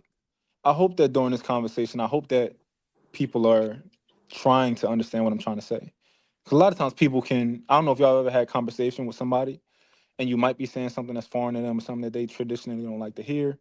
And you can tell that they're like, there's no way that they're going to hear what you're saying, regardless of no matter what sense you're making or not making. So even if I'm wrong, right, I'd like for at least for people to try to understand what I'm saying. I'm trying, but it really just does not make sense, right? Because do you think that Black people are the arbiters of whether we have good race relations in this country or bad race relations in this country? I mean, it just go. That's the question. Yes. I don't think anybody is the sole arbiter, but I think that Okay, so let's get percentages. What percentage of do Black people control in America having good race relations? If we're talking about mainly, of course, the two main races is Black and white. I would say. No, but we got a lot of people here, right? You just said it's a melting pot.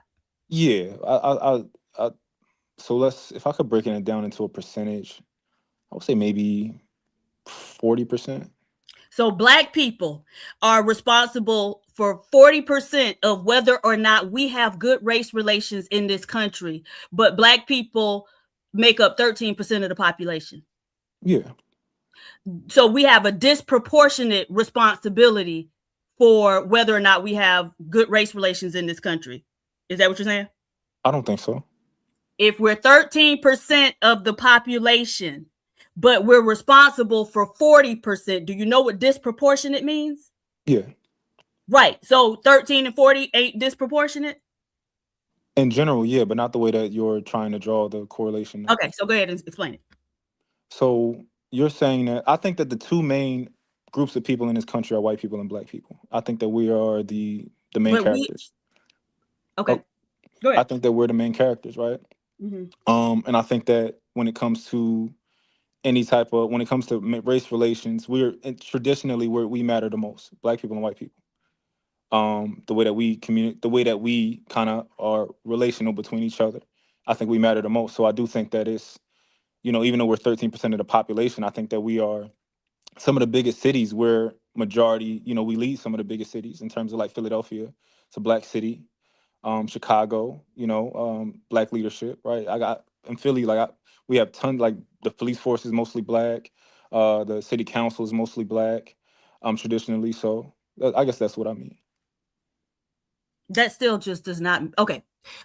So do Hispanic people, are they historically racist towards Black people?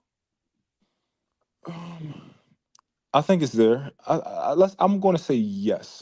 Okay. Asian people, are they historically racist towards Black people? I'm going to say yeah. Right. So if white people historically racist towards Black people, Hispanic people historically racist towards Black people, Asian people historically racist towards Black people, and Black people make up 13% of the population, do you really think Black people can control 40% of whether or not we all get along in this country? Yeah, and I can tell you how. Okay, go ahead.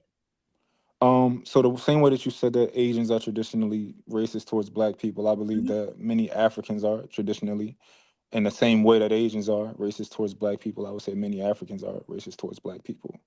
And I would say that many... And they're Black. So foundational Black people, but that's not racism, right? That's something else. Because we're all of the same race. And so what does African people have to do with everybody being racist against Black Americans and Black Americans still having to do about half of, the heavy lifting for us to have good race relations in this country? Yeah. So I think most of it is culture based, and it gets tied into race. Okay. So many people who I believe are racist, I think in general, they more so dislike cultural things that they assume that most of a particular race does, and that's what makes it racist, right? But I think that if most people shared similarities in culture, the racism would, a lot of it would subside. Like, for example, like if I was to say a lot of black people are racist towards other black people, right? Of course that wouldn't be true, but that would, what I would mean is that black people don't like a certain type of black people who come from a certain place and exhibit certain behaviors. And I think it's the same for African people. African people assume that American blacks are lazy. In general, they assume that American blacks listen to a certain type of music and like to be loud when they go out and all of that. But I think that's due to a cultural misconception that all black people participate in those things, if that makes sense. What does that have to do with black people being responsible for almost half of, maintaining good race relations, achieving and maintaining good race relations in this country? Yeah. So what do black people need to do? I think what black people could do is come to for one, when it comes to the way that we exhibit our pride about being black, I think that, like, for example, like, of course we can say something like, if we see a sprinter that's black, like doing really amazing, right? We'll say something about, we'll root for him because he's black, right? However, I think that it would be perceived by most of us as racist if another group were supporting somebody just because, oh, this person white, I hope he win. Let's root for the white guy, right? I think that could be perceived by us as racist, if that makes sense. People do it all the time, right? The Hispanic people were just ecstatic because Bad Bunny performed at the Super Bowl halftime, right? So everybody does that. Supporting your own group, okay, that's not racism. Continue. Yeah, but we would. So if a white person came up to, what can we do, Mont? What do black people need to do? I want to take the point you just made. So if a white person came out and said, "Look at those two white people kissing. Oh my God, white love. I can't wait till they make a beautiful white baby with white skin and not. Oh my God, like it's just gonna be white fortune and white fireworks, right?" I think most of us would perceive, like, what the fuck are y'all talking about? You're racist, right? That's crazy. What are you saying, right? No, they say it all the time, right? Oh, I want my child to have blonde hair and blue eyes. They say it all the time. I've never heard a white person say what I said. I'm saying they don't use those exact words, but what they're saying is, oh, they're gonna make a beautiful baby. They're gonna have blonde hair and blue eyes. They say it all the time. Yeah, but that's not what I said. They're saying the same thing, right? So the blonde hair and blue eyes mean white. No, that's a particular type of white person. But it means white, right? That's the standard of whiteness. That's the archetype of whiteness, right? So we say, I'm not white, but no, that's not we say. They said it, right? And they had a whole group of people who had to get ran up out of a particular place, right? Come on, you know this, right? That was in Germany. Right. Again, but what I'm saying is that is the archetype of white people. Blonde hair, blue eyes. That's as white as you can get. And so when they're saying that, yes, they're saying like, oh, they gonna make some beautiful white babies and, yada, yada, yada. And so again, Mont, you keep telling stories and giving all these hypotheticals, but you're not just being plain and saying, what do black people need to do? Okay, I'll tell you what I think black people should do. I think black people should, the things that I just mentioned, I think that if we kind of knock those off, of like, of course, this scenario about like white face, that's a little bit different, right? So if we don't exhibit any type of racial pride, so one is don't exhibit racial pride. What else? No. That's your words. That's not my words. That's what you just said. I mean, you can answer it for me if you want to, but that's what you said. If you're telling us we can't look at black people and say, "Oh, I'm rooting for everybody black," right? That we can't have any outward expressions of racial pride. This is what you're telling us. No, that's what you said. But that example don't worry about it, baby. Clearly you're a fucking idiot. That's what you are, Mont. Oh, and you're a fucking coon at that, nigga. I know what's coming to that. Right. You knew it was coming. And so I'm glad I don't disappoint. just a matter of time. Fucking stupid ass sitting his ass talking about 13% of the population responsible for 40% of maintaining race relations here. When everybody racist against us and we ain't racist against nobody. You dumb motherfucker. You being emotional doesn't help dumb anybody. motherfucker, right? Because your mammy didn't raise you right. She raised you to be a fucking coon, right? Even this right here, she right? raised you to be this a is fucking part of the coon. problem. So right. You're part of the problem, right? Yo, you are the you problem, acting like you this. dumb nigga. This is the stereotypical way that people look at us. Exactly. And it's a part of the problem. And you're not a Like if they were stereotypical watching type, this, and they they still would be like, call you "Oh, look nigga. at them, You look at them stupid arguing, nigga. right?" Because they had to come down to us and arguing. You calling me a nigga and all this other You type of are stuff. a stupid nigga. That's Like, exactly what just you are. Behave yourself. Your mother should have raised you Just better. behave yourself. Your mother right? should have instilled some racial pride in you. Behave yourself. Then you and Right, you I don't should. have to behave myself. You should. That's what you've been doing around them white folks, huh? Tap dancing. You a good nigga, ain't you? I don't be around You white a people. good nigga. Okay. Now you got it. Oh, Diva, you don't forget with the race, them with a beautiful baby, that they took it so far to learn how to re-engineer. They're the ones who started re-engineering the DNA to not only want those blue eyes, to create their fetus to have blue eyes and a type of hair that wasn't even in the DNA mix. So that's how far their supremacy go, that they'll re-engineer. If they don't even have the genes themselves to give them that lily white baby that they want, they will go in there and pay to have that re-engineering done and start picking and choosing how white and beautiful in their eyes that baby will be. So we're gonna add a little 20 on Divas. And also, this is my first time seeing you. Welcome to the show, Burnt Toast Mafia. Good day. How you doing? Man, Sharon, you ain't gotta be scared of me. I ain't gonna do nothing weird, man. I'm just a new in this space. What's going on? Hey, shout outs to you. All right, I'm gonna trust you. You good? So, you want to artwork in the background? With the vibes on. You get it when you fit in. Welcome to MJ. I know MJ wanted to say something real quick. It seemed like. Yeah, I wanted to say something to Mont. Whether or not, if you don't believe that's what you're saying, I heard exactly what PhD was hearing as well, because we, like I said, we're not even second largest group. We're actually the third largest group in the U.S. We have had severe, race relations in this country as well over the world. And then now in 2026, we have all elements of different groups, even ethnicities, going against specifically Black Americans, right? So when your stance is, we need to stop, I guess, being overzealous of showing Black pride and Black love or Black respect, or in a way, you're making it seem like we have to now humble ourselves. So my question to you, and I think this is what PhD was going at, if history have shown that before us coming from slavery, where we wasn't able to have Black pride, we wasn't able to scream to the rooftop that we love ourselves, that we love our skin, that we love our culture and everything like that. And that did not stop our treatment in this country. Why do you think that in 2026, us reverting back to humbling ourselves and putting baby back in the corner is going to fix race relationships? Well, I don't think that we need to humble ourselves. I think that it should be one or the other. I think that it should be fair across the board in terms of, we don't care if other people do it, and we don't care if we do it, or just nobody do it.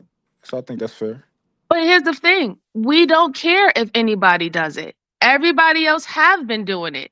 White people have gone out and they show pride when they want to show pride. The only thing we be having problems with is when they're trying to be racist. We've never had problems with white people being proud of being white, right? But being racist toward us, that's a different undertone, right? Asians have shown how they're proud of themselves. Nobody has said, hey, no, Asians shouldn't be proud or anything of that. They have, they show their culture, their food, everything, and people enjoy it. People love, sharing cultures and stuff. It's fine. Hispanics are doing it. It's the same. They're proud to be Latino. They're proud to be Latina. They're proud from the country that they are. Everybody has done this and are still doing it to this date. And none of that has been asked upon them to help with making race relations better. Not even the Africans or the Black immigrants in this country, which is only 5.5 million. They haven't even been asked that, hey, you need to help race relations. They are just as proud of their ethnic group. They are just as proud of their religion. They are just as proud of their culture. So I disagree with something you said a couple minutes, or not about a okay, minute tell me back. what you disagree with. I don't. Well, so when we say that everybody else is allowed to do that, and we don't have a problem with it unless they're purposefully being racist, I don't find that to be true, right? Of course, like Latino people and stuff, we cool with all them doing it, but white people, I don't think so. So give I me an think that we do example have a when we had a problem. problem with a white person being white or being proud to be white. Just what I see on social media, in the comment sections, I read them all the time, things like that. Like we would never tolerate. And honestly, I'm gonna say this: I think that us kind of being a little bit not allowing that has caused this recently has caused this like over this wave of like white people trying to overcompensate for like so it's this guy that be making videos, right? I think his name Women's Propaganda or something like that, right? And he's become like overtly racist with his white pride. And I've seen like a lot of people start doing like recently start doing it where they like, yeah, man, the good old white stuff and like things like that. And I think that they're taking a shot at not a shot, but I think that like they're being spiteful towards Black people and what we've been doing and how we've been taking pride and not allowing them to do it. And I Well, think that like now it's coming to a head.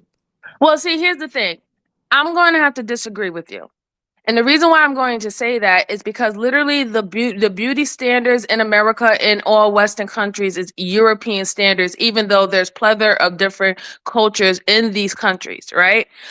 Even the standards now in the military where Peter Heswick, he just stopped two black women and Black men from being promoted to a first star general, even though majority of the list is white men, right? We have systems still in this country today that puts a preference on whiteness or close to European features. So I have to disagree with you on that point. And even when he was talking about within the comments, you know, I won't say that those are not true. I would just say that that's anecdotal and we can't really back that with any really stats or anything. I was talking about like outwardly, have you seen someone who has, you know, publicly stated that it was bad to be white or it was bad to you know, be proud that you're white? Because what I think that you're talking about other people's insecurities of being and how can I say inadequate, right? And that is not the majority. That is not the majority. I'm not stating in the majority or the collective of white people. I'm talking about particular individuals who happen to be white, who are inadequate, and they are putting out their insecurities on other people. And we're not in control of that, and we're not going to take control of that. We're not going to coddle people and their emotions for them not stepping up to the plate, because everybody been telling us for the past 50 years, you just need to pull yourself up from the bootstrap. So I'm suggesting everybody else to do the same. Could I give you an example too? And I don't know if you've heard this before, but I've heard it from different Black people in different areas, you know, different like spaces, that white people don't have culture, right? Now maybe somebody can make a solid argument that they don't.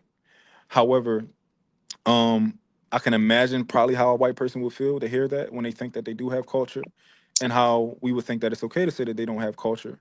While of course we have tons of culture. That's an example of I don't know if I would call it hypocrisy or Well, like see, that? here's the thing. I never heard anybody say that white people don't have culture. I mean, we now know that Irish, Italians, and many other ethnicities of white people now fall under the white concept that was created in Americas in the early 1700s, right? So I don't think that anybody would truly believe that white people don't have MJ, culture. could I pause you right there just 1 second? I want to know if anybody else heard that before, if nobody heard that before. Yes, I've never heard that that's before. because those people, when they come here, in order to become white, they have to shed their culture. Right? So You who know, did my that? boss, up until a minute ago, was Italian. Well, her mom was Italian. She said her mother, when she came here, she married a guy with an Irish background, white guy with an Irish background, and she purposefully did not teach them Italian or anything about being Italian because she wanted them to be American. Now, that's what my boss told me. What that means is she wanted them to be white. So just to so I can, for MJ's point, who has heard it before and who hasn't? So I think a few people on the panel said that they have heard it. I personally haven't heard it. What I have heard is that people have said that white culture, like pretty much being a rapist, a pedophile, sadism, all that. People were saying very negative things that happen within that community as being a part of white culture. And I can understand, that they can have a little disdain from that, right? But I have never personally heard anyone say that white people don't have culture. I even also have heard people say white people have a culture of stealing other people's cultures. Okay, so now that you, at least let's say that 3 people on the panel heard it before, right? How do you feel about that? Since we've heard that be talked about in different spaces, do you think that that isn't a fair example of, like, because if you're saying that a group of people don't have a culture, can you understand how they would get offended by that? Yes, I will understand how. Black people aren't the ones who typically say that, at least that I've heard. Right. I mean, I understand why they would get upset, because that is just like how people are now claiming that there is no Black American culture. In fact, we have some people who are saying that Black American culture is pretty much a remix of white American culture. So I understand why they would be upset. But the problem is that they know that they have culture, right? And most of them, at the end of the day, they don't give a excuse my French, Sharon, they don't give 2 fucks what anybody else think about them. And I really suggest that Black people start doing the same. No, but MJ, they do care, right? Like they care if another white person is saying they don't have culture. That's why I was waiting for Diva to give the context. Like, you don't hear Black people telling white people they don't have culture. That's what I said. I know, that's why I said I was waiting on. I know you said it. And I think that part is important because, the white people that tells another white person that they don't have culture absolutely will be offended. Why? Because they trying to fit in and assimilate. I thought I cleared the bar, boss. I thought I made it as an Irishman or Polish, and again, Chicago very segregated. So the Italians, Irishmen, and the Polish people that struggle here, way different. And they fought very hard to assimilate into this culture. So I can see them being offended when I don't even want to say European, an Englishman says you don't have culture, right? But I've never, I haven't heard it. I'm saying for me, I have never heard somebody I've never heard even a white person tell another white person that they don't have culture or something like that.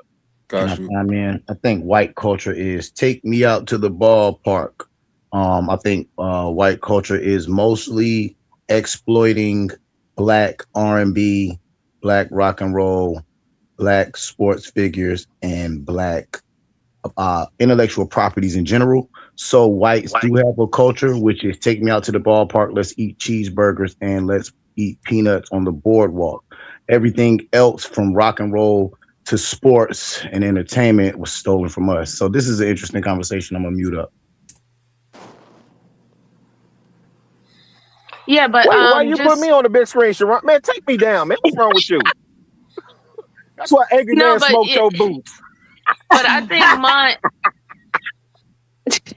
I know you want better race relations, and I'm in agreement. I want that too, but I don't think the humbling aspect of it, I don't think that's is not going to be in our benefit, because it wasn't in our benefit before.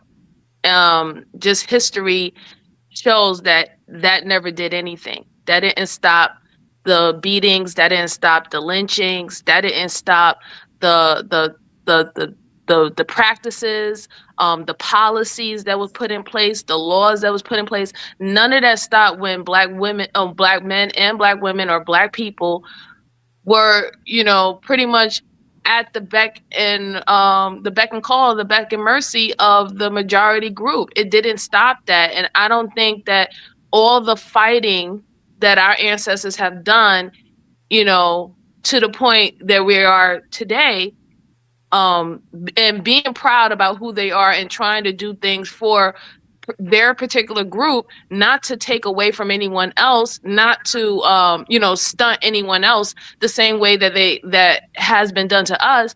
I don't think that that's the route. I don't think that that's the route that's going to fix race relations. I really don't. I think that it's just going to make race relations worse. It's going to make the treatment of black people, worse, right? Worse at this point, to the point where they might not even want to speak up anymore. And truly, at the end of the day, I don't really care that much about how the race relations are going. I mean, I want them to be better, but it's not the top priority when we still got our people being hanged in 2026 and they're calling it suicide, right? I don't want to hear about no race relations when we have 300 or 30,000 black girls missing in Chicago within the course of 2023 to 2026 and still growing, right? I don't want to hear the fact that we had a black woman who was the first woman who was pronounced dead, and her body was kept alive for her to deliver a baby, right? I don't want to hear race relations when a black woman was humiliated during pregnancy and told by a judge that she had to do an emergency C-section because she didn't want to do it and it was forced upon her. At this point, I don't give a damn about race relations until we can get those things squared away. Okay, I'm glad that we do Good points, we do CJ. agree on, because you did say that you do want better race relations, right? So I'm glad that we want the same solution, right? We just disagree on how we get there. So at least we want the same thing. Hey, yo, Mont, what's the benefit of better race relations? So what's the benefit? I think it benefits. I think it benefits just like everyday people who have to live amongst each other and do business with each other and stuff like that. In what way? I think it. In what way does it benefit everyday people? Yeah. So like I consider myself blue collar, middle class, right? So I have to exist in the real world, right? How does that better race relations, right? I have to deal with white people as I encounter them the same way I have to deal with Asians and all these other people. I'm just curious. We having this long diatribe on race relations. Yeah. I'm actually a proponent for us figuring stuff out and insulating our money and our resources and building community insulated before we interact with other people. But I'm just curious because I know that's foregone thought. But I'm just curious. How does better race relations, like, what's the benefit of that? I think it benefits everybody if everybody who live amongst each other aren't racist to each other, and just kind of like we even if we just minding our business, just letting everybody doing their thing, nobody stepping on nobody's toes, nobody thinking or saying anything crazy about the next person. Yeah. Do you think majority or minority? Do you think by and large? So like when you go to the suburbs, do you think the blacks who could afford to live there amongst the whites who can afford to live there, do you think the race relations between them aren't good? I think that they're mostly decent. Yeah, cordial, right? Cordial, yeah. So that's what I'm saying. What because I think maybe we get into what like defining what the race relation is. Because for the most part, even in the black communities, we're in silos. So I don't necessarily care, you know, if I'm among white people, like, you know, I don't care, right? Because most of us are in silos anyway. We don't know our next door neighbor. You can't go over across the street, borrow a cup of sugar. You can't get your neighbor to watch your house anymore. You know, thankfully, the neighborhood that I live in, we you know, I live in a black community. Let me be clear on that. And we built community. And I'm there. So when we get to having this conversation around race relations, shoot, to me, it more or less seems like the conversation would still pivot to equal access and equity to capital. Like, I think that's the real conversation that needs to be had. Yeah. You know what's interesting, really? As you say this, right? As you say everything that you're saying right now, I'm kind of having a realization that maybe all of this is internet stuff. You know how like we had a conversation about relationships and black men and black women, and then we come to a point where we like, and then we come to a point where it's like, you know, in real life, people not having these fights. They're not correct. Right? So like maybe the race relations that I'm talking about, like where I'm like, yo, it look like it's about to be a civil war between black and white people. Maybe this is all internet shit. Because in real life, I don't encounter white people who are saying mean stuff to me or, you know, stuff like that. But a lot of the tension that I see is just because we on our phone, majority of the day. Sure. So maybe most of the tension that I see is through my phone. Diva, I know you're gonna jump in here just really quick. I would say this, man. For me, I don't think the enmity between or is it enmity? Anonymity? No, not anonymous. ENMITY, I think is what I'm trying to say. Stop, Diva. I'm the 5th grade spelling bee champ.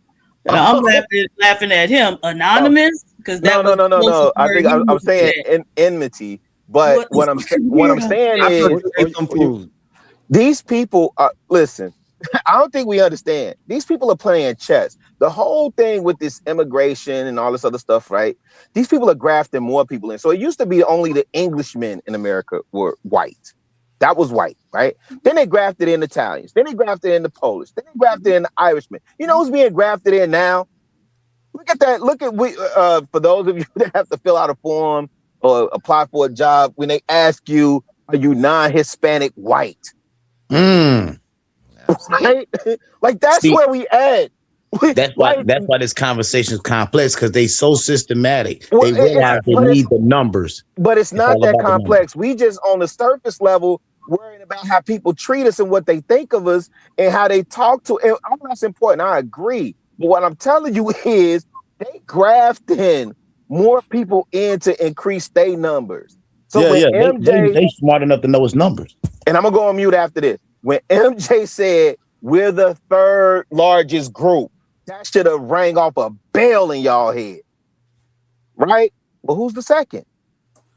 When you answer that, it all becomes clear. Them jokers ain't the 2nd because they just popping out more babies. You know what I'm saying? I'm on mute though, man. I'm on mute. Yeah, that's it. And how much to drop Sharon, by the way? How much to drop Sharon? I didn't ask that. And hey, also I just got my international license, so I could drive anywhere in the world. So just shout out to that. All right. You got it from AAA? Hey Sharon, what's your IG too? Because you post that over there every now and again, and I don't know if people are following you over there. I'm scared. Sometimes I get scared, really.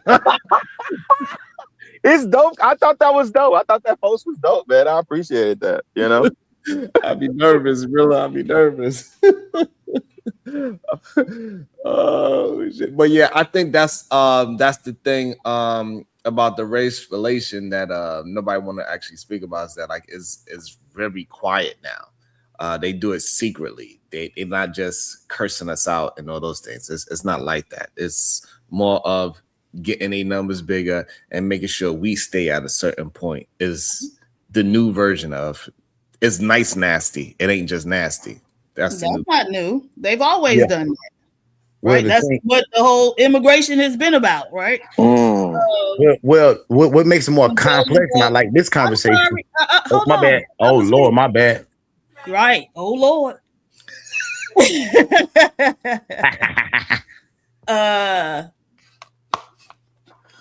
All right. So what I was hearing, because and I think, you know, Rilla was asking some important questions, you know, what's the benefit of it? And he mentioned, you know, oh, well, it, you know, seemed like we was heading for a civil war. And so violence is his ultimate concern, right? But what does that sound like? concern. Right? Remember Detroit? And so a lot of these men are terrified. That's not my ultimate concern. You're wrong. Please let me speak. No, you're wrong. So a lot of these men are terrified of the white man, and even the mere thought that there could possibly be some violence. Oh Lord, right? And so that's what I mean by, you know, a lot of times the men just aren't really cut out to lead, right? Because your solution to this can't be, well, y'all, let's see if we could bow a little lower. Make your forehead touch the ground. It ain't touching all the way on the ground, right? That can't be the solution. Go ahead, Mont. And then we also have Burnt Toast. It seems like y'all both want to respond to that comment. Oh, you know, Definitely. I just when people do this so often, they don't really care what you're trying to say. They're not really interested, and they just kind of like make a point and they build it on the foundation of not even what your intentions are. But people do that a lot because people don't necessarily care about having a conversation or understanding the other person's perspective, which is why I get called a simp, because I do care about other people's perspective all the time. So, but I gotta drop Sean. I gotta go on my homie Trey panel right now. But I appreciate you having me up here. Thank you. Appreciate you. See you soon. Man. So, go ahead. yeah. Burnt Toast Mafia. It's all on you. Yeah, so Diva just had to take a shot at black men when we all been systematically down bad for a lot of generations at this point. However, don't forget, we were on top of Europe and the Western civilization for a long time with foot on everyone's neck. So, you know, historical context sometimes really plays a part in what's actually happening. And yes, it's their time to shine. They got a hive like mindset. It's hard to beat numbers and people that can, you know, collaborate with each other with a beehive like my style. Capabilities are introduced into the field. So black men, we're not going to really try to defend ourselves on that. But that was just a low blow and an example of how black women basically like to swing on us in the trenches, and it's a crabs in a barrel mentality. And I just hate to see it from somebody so educated as you, PhD. It's not a crab in a barrel mentality. It's an acknowledgement of reality. And we got to be realistic about the reality. She's not lying, but then that creates the argument that maybe black women just aren't for us anymore. Right, and some brothers who are dating others or marrying others might be making the better decisions. Okay. No. Hey. Oh, I'm just and I hate real. to say it That don't because apply I to be the me, number cuz one brother. my wife called me Big Daddy Hustle. Big Daddy. Mr. That wife, no, you can't even say it. Right? She don't call you that. Because I don't say it often. Yo, babe, tell him you call me that, right? So I don't have these problems with dealing with black women. But to her point, and to what a lot of black men say, like maybe they have gotten, you know, too hard, too come on now, come on, preach to them. For them to be beneficial for black men. So at that point, if that really is the issue, it's nothing wrong with black men dating outside. And good luck to white women. And hold on, let me get in there. Because human nature kicks in at a point of generational trauma. Generation trauma. You could understand. They tired. Now they swinging on us. Oh, you only make $5,000 more than me a year, you broke nigga. What's fam name up here, Sherrod? Oh, shit. Hold on, Wall Street. What's fam name up here? What's fam name that just came up? Hold on, Willie. All right, good.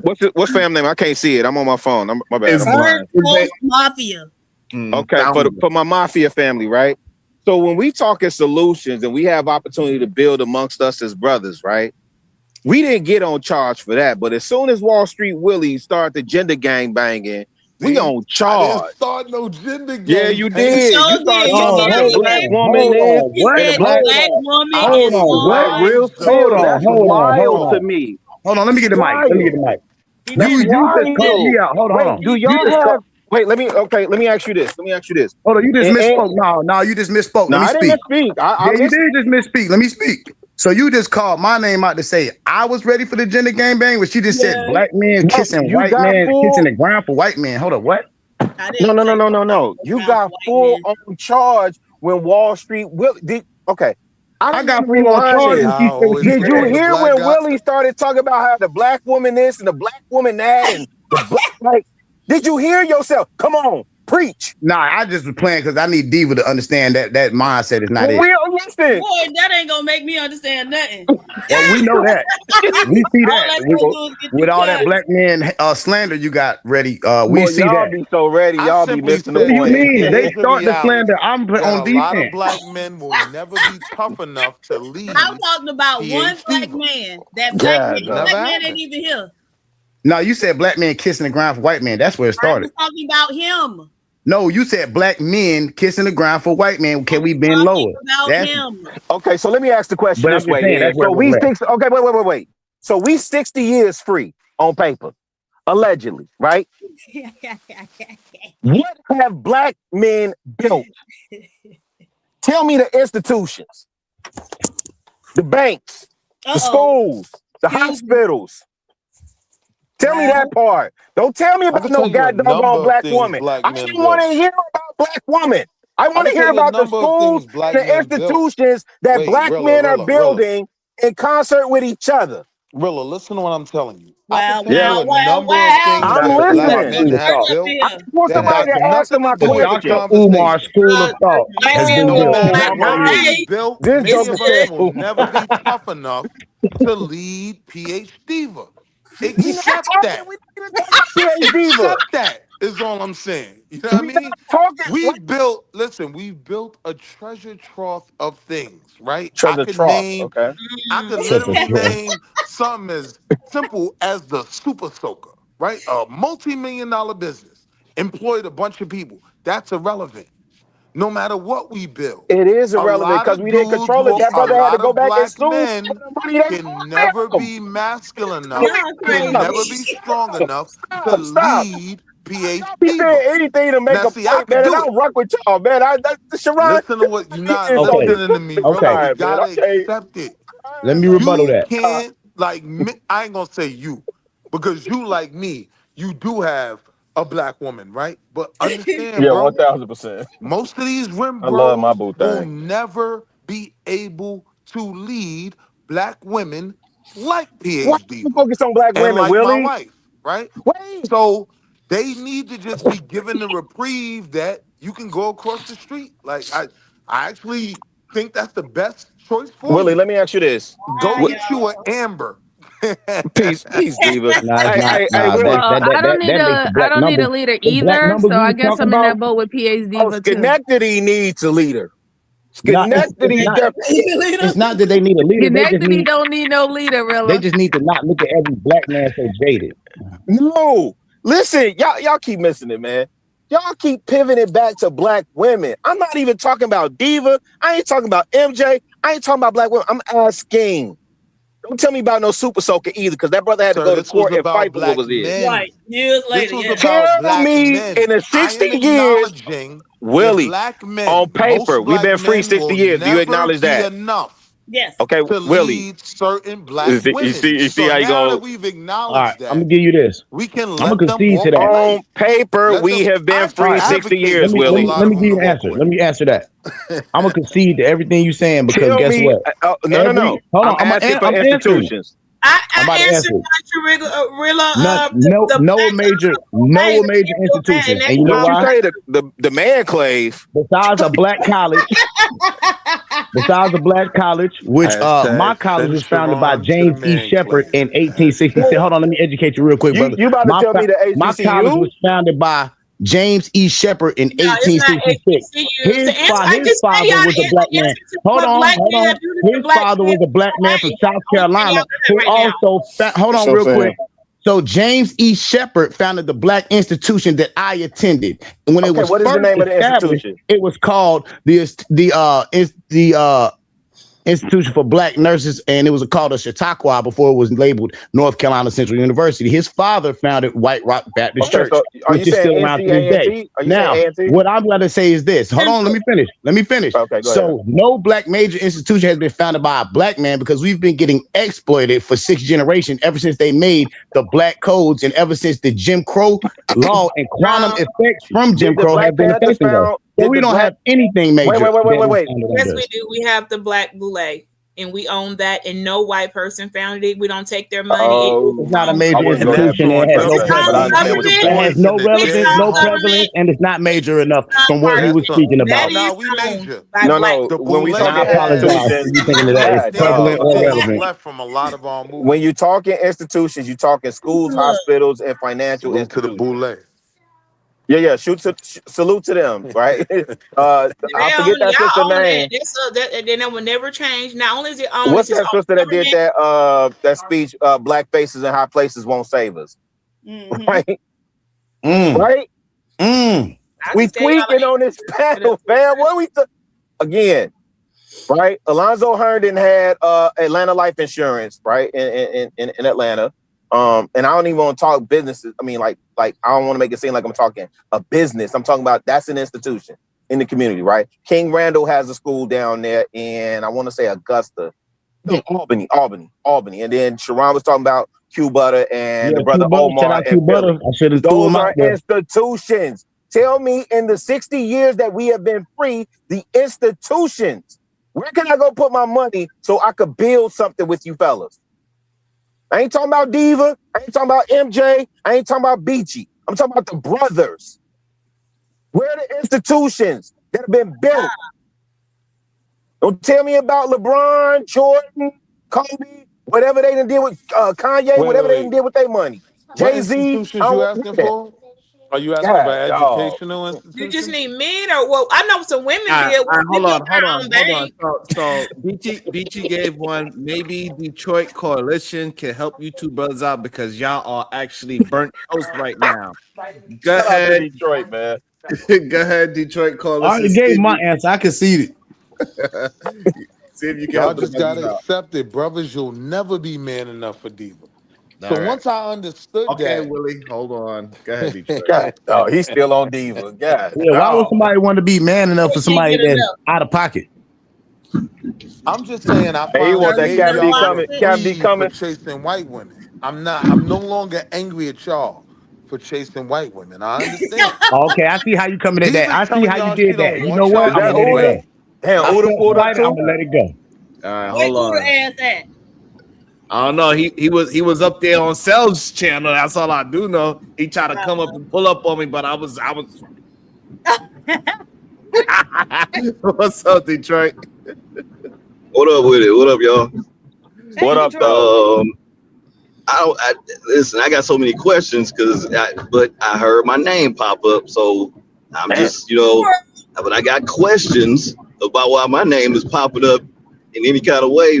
That's why I was popping up. Just I heard my name, and I don't know. I don't know what was popping. I don't know.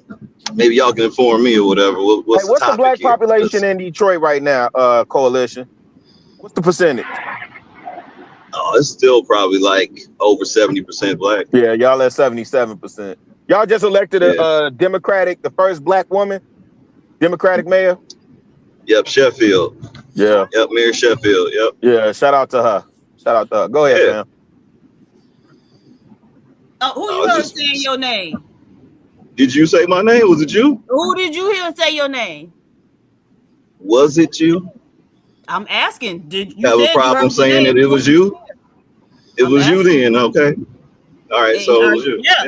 Okay, I said Janae. Okay, now what? You want me to repeat? What was it? I'm saying, what was the topic? I'm just saying, what was the topic? It's just drawing a comparison between when you mentioned, being afraid of the white man And so we had another gentleman up who mentioned being afraid of the white man. And so I was just saying, like, this is a very real thing. We got to start paying attention to this. Like, black men are terrified of the white man. And so that's how you wasn't talking about me then. You wasn't talking about me then. So yeah. And I hope you wasn't indirectly trying to shoot at burnt toast when you said that. Sir, boy, I don't know you. Okay, so you don't know me either. Right, but I know what you said, right? So burnt toast. What did I say? What did I say? Anything about being afraid of white folks? Right, you were. When did I say anything about being afraid of white folks? I'm about to tell you. So I posed the question, and let me get the question right. It was how can we push back against something that the white man was doing? And I said it doesn't. This was with KT the GOAT that day, right? Hold on. I said it doesn't even need to include violence. And the first thing out of your mouth was, man, that sounds like a slaughter to me. That was that, and everybody was here. We all heard it. Okay. That was the same conversation with KT. White man gonna wait a second. You were hold on, Diva. I'm gonna have to answer your question. Listen, I ain't gonna deny it if I said something, but you placing my words in the wrong place in that conversation. Because KT the GOAT in that conversation, like he usually do, is talking about anarchy and like taking up arms and taking over buildings and shit like that. And he'll say, I shouldn't be saying this on Sharon channel and shit. And when he was saying that, yeah, I chimed in and was like, that sounds like a slaughter. Yeah, you know what I'm saying? If it's not, that is not the conversation. Okay. I specifically if I'm wrong, I'm wrong. I ain't one of these people that got to be right all the damn time. So if I was wrong, I'm wrong. But I didn't. That's definitely not anywhere where I'm afraid of white folks. Even if I said that, how's that saying I'm afraid of white folks? Because you're afraid that they're gonna slaughter you if you push back against anything. If we ain't organized and got that shit together, it's gonna be a slaughter no matter who try and pull off anything. White women ain't gonna tell you you're afraid of white men. Well, if you hadn't to take just a clip of my words and actually listen to me when I was saying that, you'd understand I ain't afraid of not one white person on this planet. Get that shit out your thoughts. Detroit. That's not anything I think. So it's okay. You can think whatever you want about me, Diva. That's the last I'm gonna talk about this at all. Okay. But when we had the conversation, said white women are the you you did say it. Like, and we talked about it at the time. So if that's what you believe, you got it. We all heard it. And I'm sure okay, so I asked my question of why my name came up and everything like that. Right. So I'll just say for anybody else, right, who kind of know how to understand when they diaspora warriors don't understand that because they gonna always find the sliver to try and down somebody else and make them unblack. So you hold on to that. That's fine. I'm not a diaspora warrior, so I'm saying it. I'm not reaching. I'm saying exactly what it is. Because I didn't say anything. I'm crashing out, y'all. Look at my face, y'all. Hi, y'all. By the white man. That's crash out. I'm not on these YouTube streets a lot. So is this crash out face? Yeah. Well, you running. You're diaspora warrior. It's okay. I address what you said. You believe what you believe, right? And that's what you believe with me. That's fine. But I know that's not me. As long as you know that that's not where I'm coming from, being afraid of white people, that's fine. That sounds like a slaughter. And I said it didn't have to involve violence. Are you so You spend your time picking apart the lyrics on YouTube. I'm good. You still think it's violent? You spend your time going through the transcripts, and that's fine. That's how terrified. That's right. And so we out had of context, terrified. Who was also terrified, and so I was just saying. Diva, listen, let me tell you something. I got young men out here too. I got children out here. So when people don't have maybe that, sometimes they don't have the same mindset about the world. Because if all this burned down, then I got mines that's burning down too. So whatever you thinking. I believe in organization among the black community. I believe in education amongst the black community. And so we have to and I don't believe in being a diaspora warrior.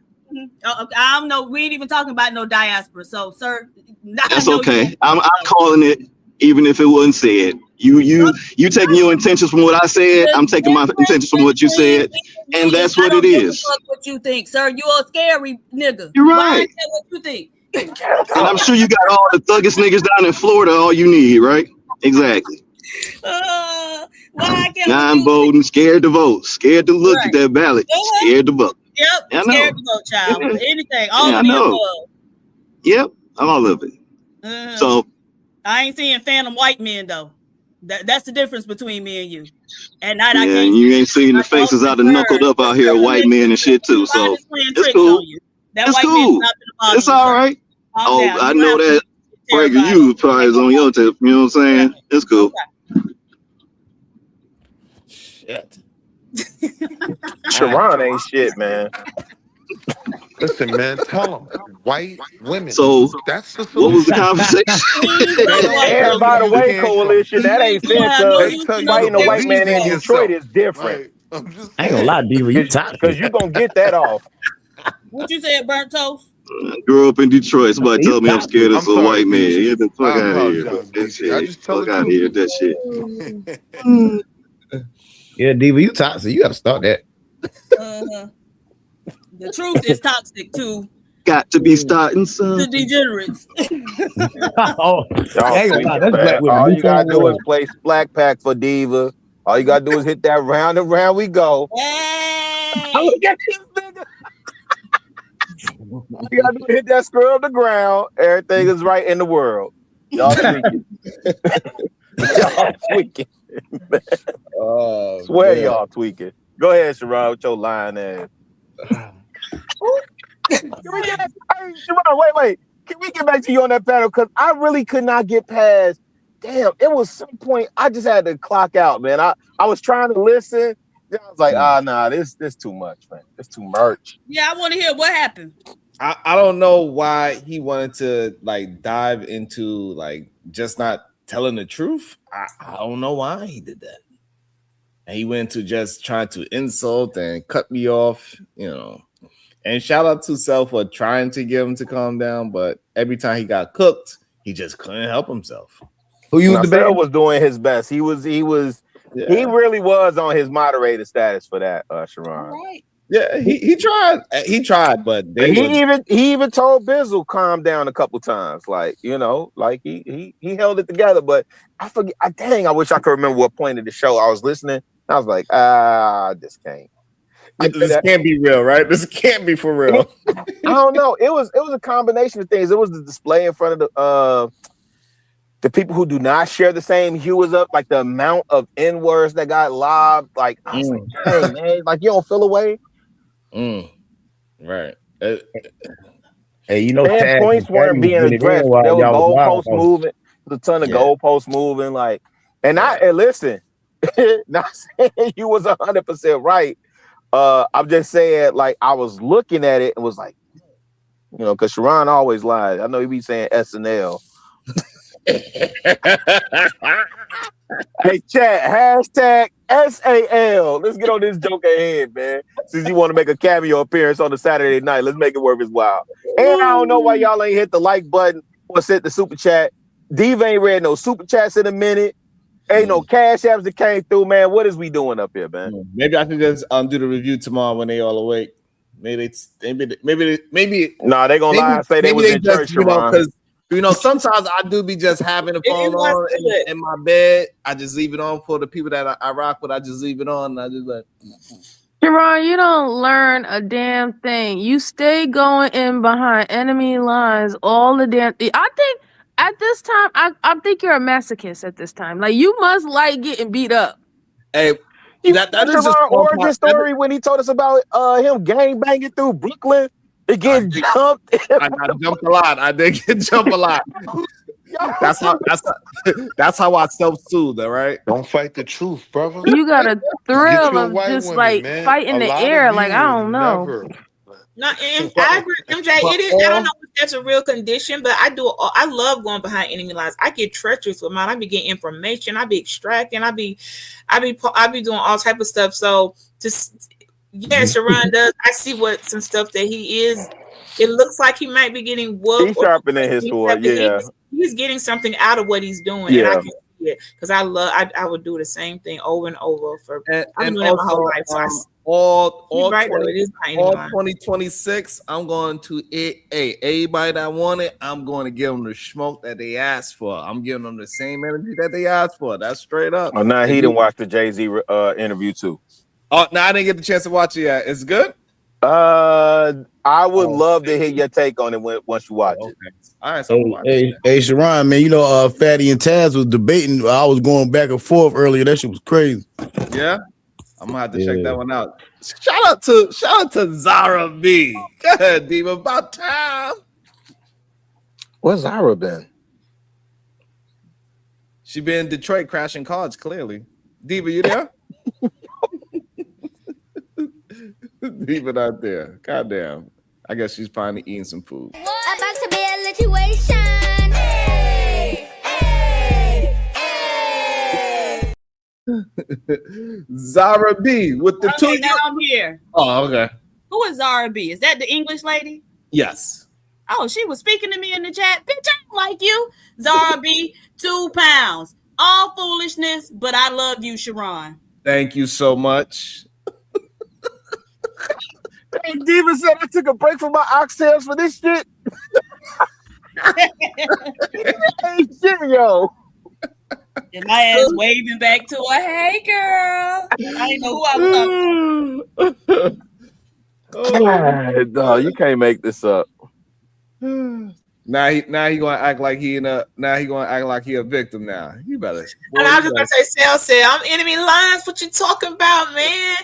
The whole concept of when everybody who's not, you in that situation, you would be considered enemy lines, not like overall. Sel did his thing, man. Sel, I don't envy your job. You trying to handle, you trying to handle Sharon, Angry Man, and your wife, man. Salute to you. I think Sharon a glutton for punishment, but I do think you was over there sharpening your tools, man. I tried to hang in there as long as I could, man. But yeah, some of the N-word usage in front of them people like just throws me off, man. Yeah, it do be kind of crazy. Oh, you was in the trenches. Yeah, because they feel emboldened to say it themselves. But the crazy thing is, I think anywhere I go is the trenches at this point in my life. You know what I'm saying? Like everywhere I go is the trench. Somebody somewhere want to kick my ass that I ain't even speak to. Like the dude, something money. I never spoke to that man day in my life. He wanted to smoke with me. I was like, I don't even know you, sir. Why you got smoke for me? Well, no, you've been doing this long enough. You know how YouTube is, man. People be in the clouds, and in the moment they get the opportunity, there's plenty of times I done went to spaces and. Yeah, Rilla. And when you was on that Thursday night, you were saying, and you didn't defend, and yo, fam, like what? It was like 6 years ago, man. Box, Ron. I'm not acknowledging her. I'm not acknowledging her. Hello, PH Diva. Uh-oh. What happened, Diva? She's. I like Diva.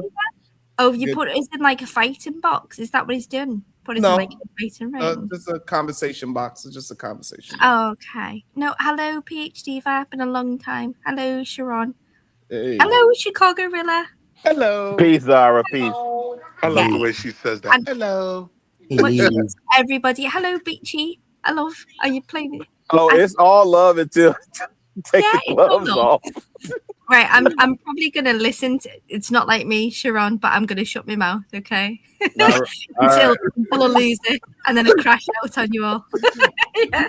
Let me welcome to the show, Sanctimonious Will. Good day, sir. Hey, I'm here to return. Welcome me, you cheeky little bitch. What up, though? What up, though? Whoa! What the hell? What up, though? What up, though? What the fuck just happened? I'm just saying, you didn't even welcome me. You didn't say, "Oh, hello, welcome, Zara." Okay. No, I did. You probably didn't hear me. I did say it. Oh, okay. Oh, okay. I'm gonna try again. What up, though, to everybody on the panel? Where the Like, white women damn, I at? come in, I'm a cheeky bitch. Like, God, dang. That's what I was like. What the hell? I didn't even know y'all had. I was about to yell at Beachy like enemy lines, right? Enemy lines, right? Oh, okay. So what up, though? I come to return a few bones that you left behind. You left a shin bone on the other side of the yard, so I'm bringing it back to you. Appreciate you. They could. Will ain't shit either. Yeah, I ain't. they All would right. not allow the conversation. White woman is Yeah, dumb. and also, by the way, what's we call it, child? Your camera's on. Also, by the way, Verb, and also, you want your camera on? Oh, you want the camera on? Oh, okay. Yeah, Ferg pop out from time to time. Okay. Excuse me. Hold on, let me No, drop. I thought he said verbal. Yeah, that's a verbal assassin. Yeah, I thought he said verbal. Hey, Sale, shout out to you, man. I know your job was hard, G. How? Hard? Nigga, do you understand what I just went through? No. How? That's my question. How did you manage that between Sharon and his antics and then Angry Man and your wife? The crazy thing, really, I ain't really do no antics. I was really No, you was on mute the whole time you was doing it. That's when I saw Sale try and calm you down. I stayed there as long as I could. The truth of the matter is this. One of these days, I don't know how I'm gonna make this work. I need to have it just be Sharon and just Angry Man with nobody else, not even my wife. You see what I'm saying? My wife can't even be on the panel because the truth of the matter is this. I don't have a problem with Sharon's argument. It's just that trying to stop the interjections, and then people want to jump in. I know everybody want to disagree with Sharon. I want to disagree with Sharon, but my biggest rule is even if I don't agree with absolutely nothing you say, I'm going to let you finish. You see what I'm saying? But yeah, you displayed that. Yeah, with these heavy hitters on the panel, Angry Man want to jump in, my wife want to jump in, this person want to jump in, that person want to jump in. Then I'm trying to put a stop to it. I'm like, all right, y'all, I know how shit is with Sharon. Y'all have to let him finish. Because if you don't let him finish, he's not only going to pick back up where he left off, he's going to go longer. I know how Sharon get down. It's not nothing new. So there was a call out. I just want to ask Sharon. Sharon, was that accurate when he called you out and said he was purposely trying to control the panel because if he didn't, you would be like, okay, you know what, y'all got it. I'm done. Was that accurate? No. I think that was. And hold on, let me also welcome you to the show, the beautiful Verbal Assassin. Good day, beautiful. How are you doing today? Hi. Am I correct or am I incorrect that Willie ran? No, he here. No, he's here. Where he at? Put us in the box real quick. Oh, okay. I had to count up for this one. Sharon, if you need to drop me down, you can. Yeah, Well, he had Street, me Willie, or she talking about me? all the way. No, I think she's talking about Wall Street. Oh, He had me all the way messed up earlier. Okay. Not Sale. Not Sale. The wheel. All right. Hold on. Yeah. She said Wall Street Willie. Is that Marcel Davis? You was just being goofy. Like you should have let that go by now. No. Hold on. You didn't even. Hold up. Why you talking? Why you scared? Because I had to count up for this one real quick because I need you to see my face. Say that shit you said earlier. Say that shit you said earlier on Bob. Say all of it. Why am I Say being all of it. Say how you was talking crap about Sharon. Say all that. Say how you was talking crap about Sharon. Say how you was talking crap about Sharon. Before we go anywhere, are we about to have a one-on-one? Because I'm with the shits. Are you? Because you keep talking. I'm with Because you keep talking. So are we You gonna keep have talking. a one-on-one? Yes or no? I want to know from Sharon. Are you gonna allow us? Listen, man. All I want you to do. See, he's doing all this talking because he's deflecting. Because he's deflecting. No, all I'm asking is to say the shit you were saying earlier. Say the shit you were saying earlier. Say the shit you were saying. Say the shit you were saying earlier, because I just hear you bumping your gums. Say the shit you were saying I earlier. already said this, Sharon. So say it now. Say it now. I said I already said to him. Say it now. Did he say Sharon was fake? Did he say Sharon was fake? Oh yeah, he said a lot of shit. A lot of shit earlier on Bob's panel. And you made an allegation towards me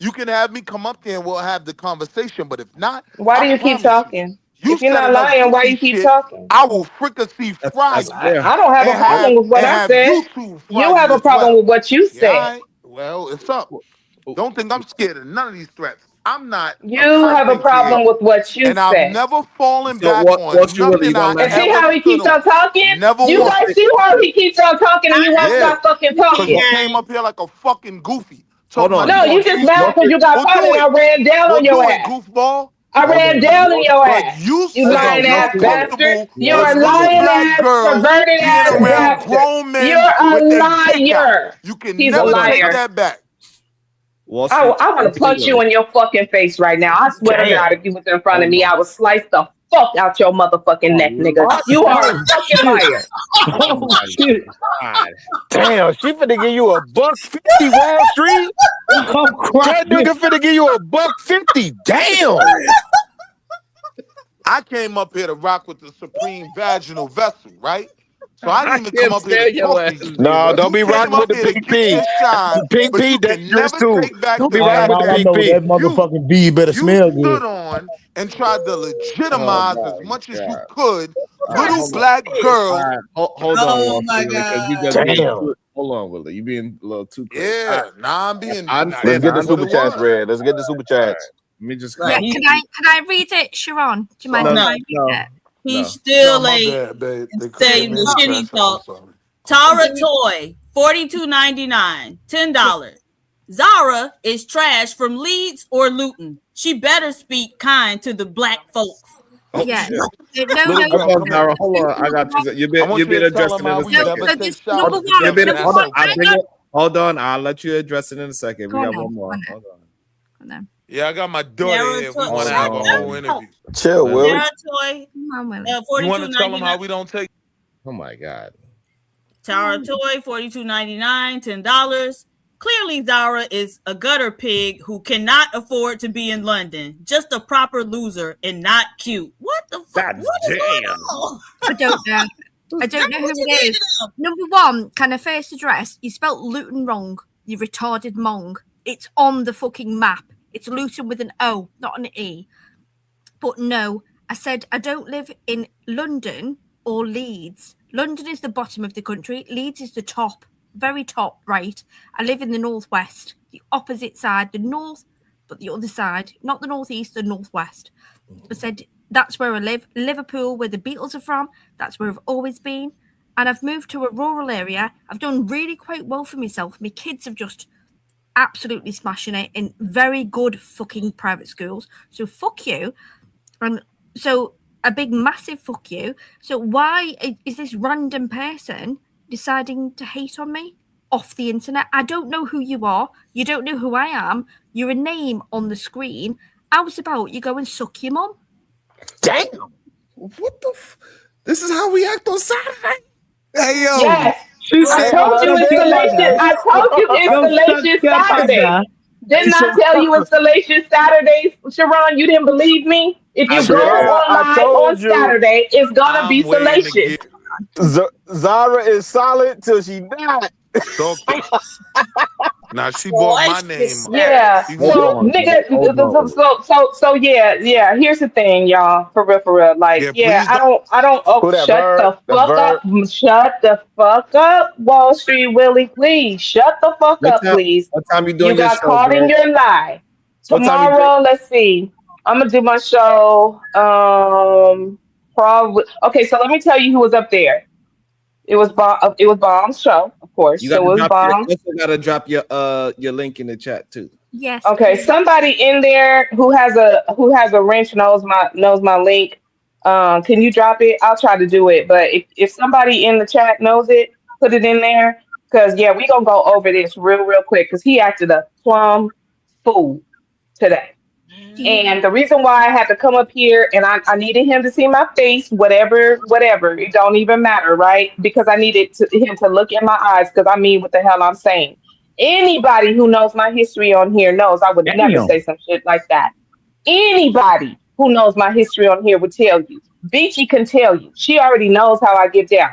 And he's sitting here telling you and all the world, okay, that I said This is what he said. Anybody correct me if I'm wrong.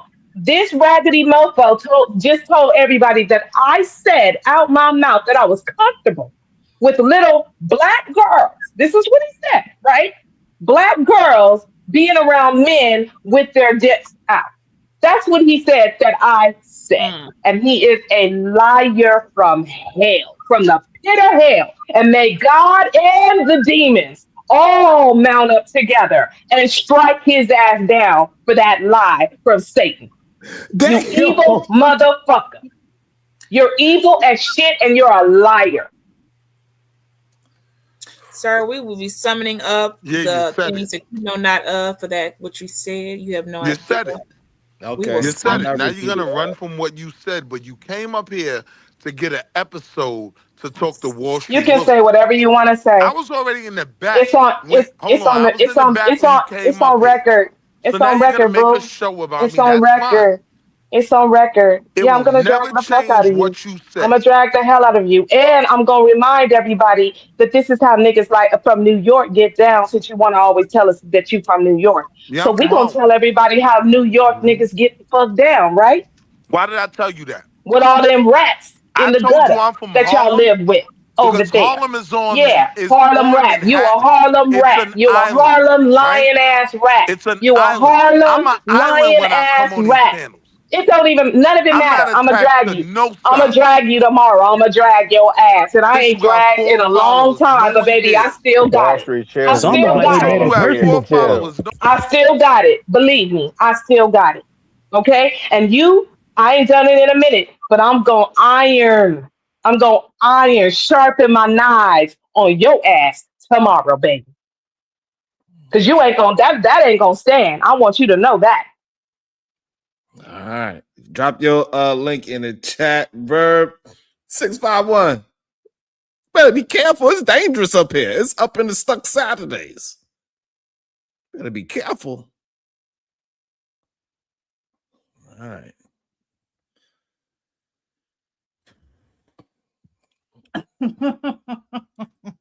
Why you laugh so hard? You get on my damn nerves. That was funny. Any final words, Diva? Up in the Stuck Saturdays. I guess we're gonna have to continue this. I don't know, late night Saturdays. I don't know.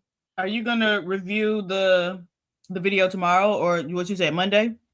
Well, I was trying to see what time Verb was gonna do her show, so I could try to figure that out, so I could actually review the show. Oh, okay. So we could see how horrible of a job Cell did.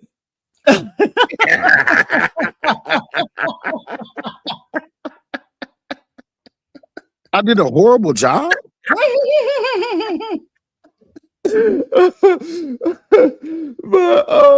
Diva, you got any final words? Bye, y'all. Nothing wrong with being. Let me.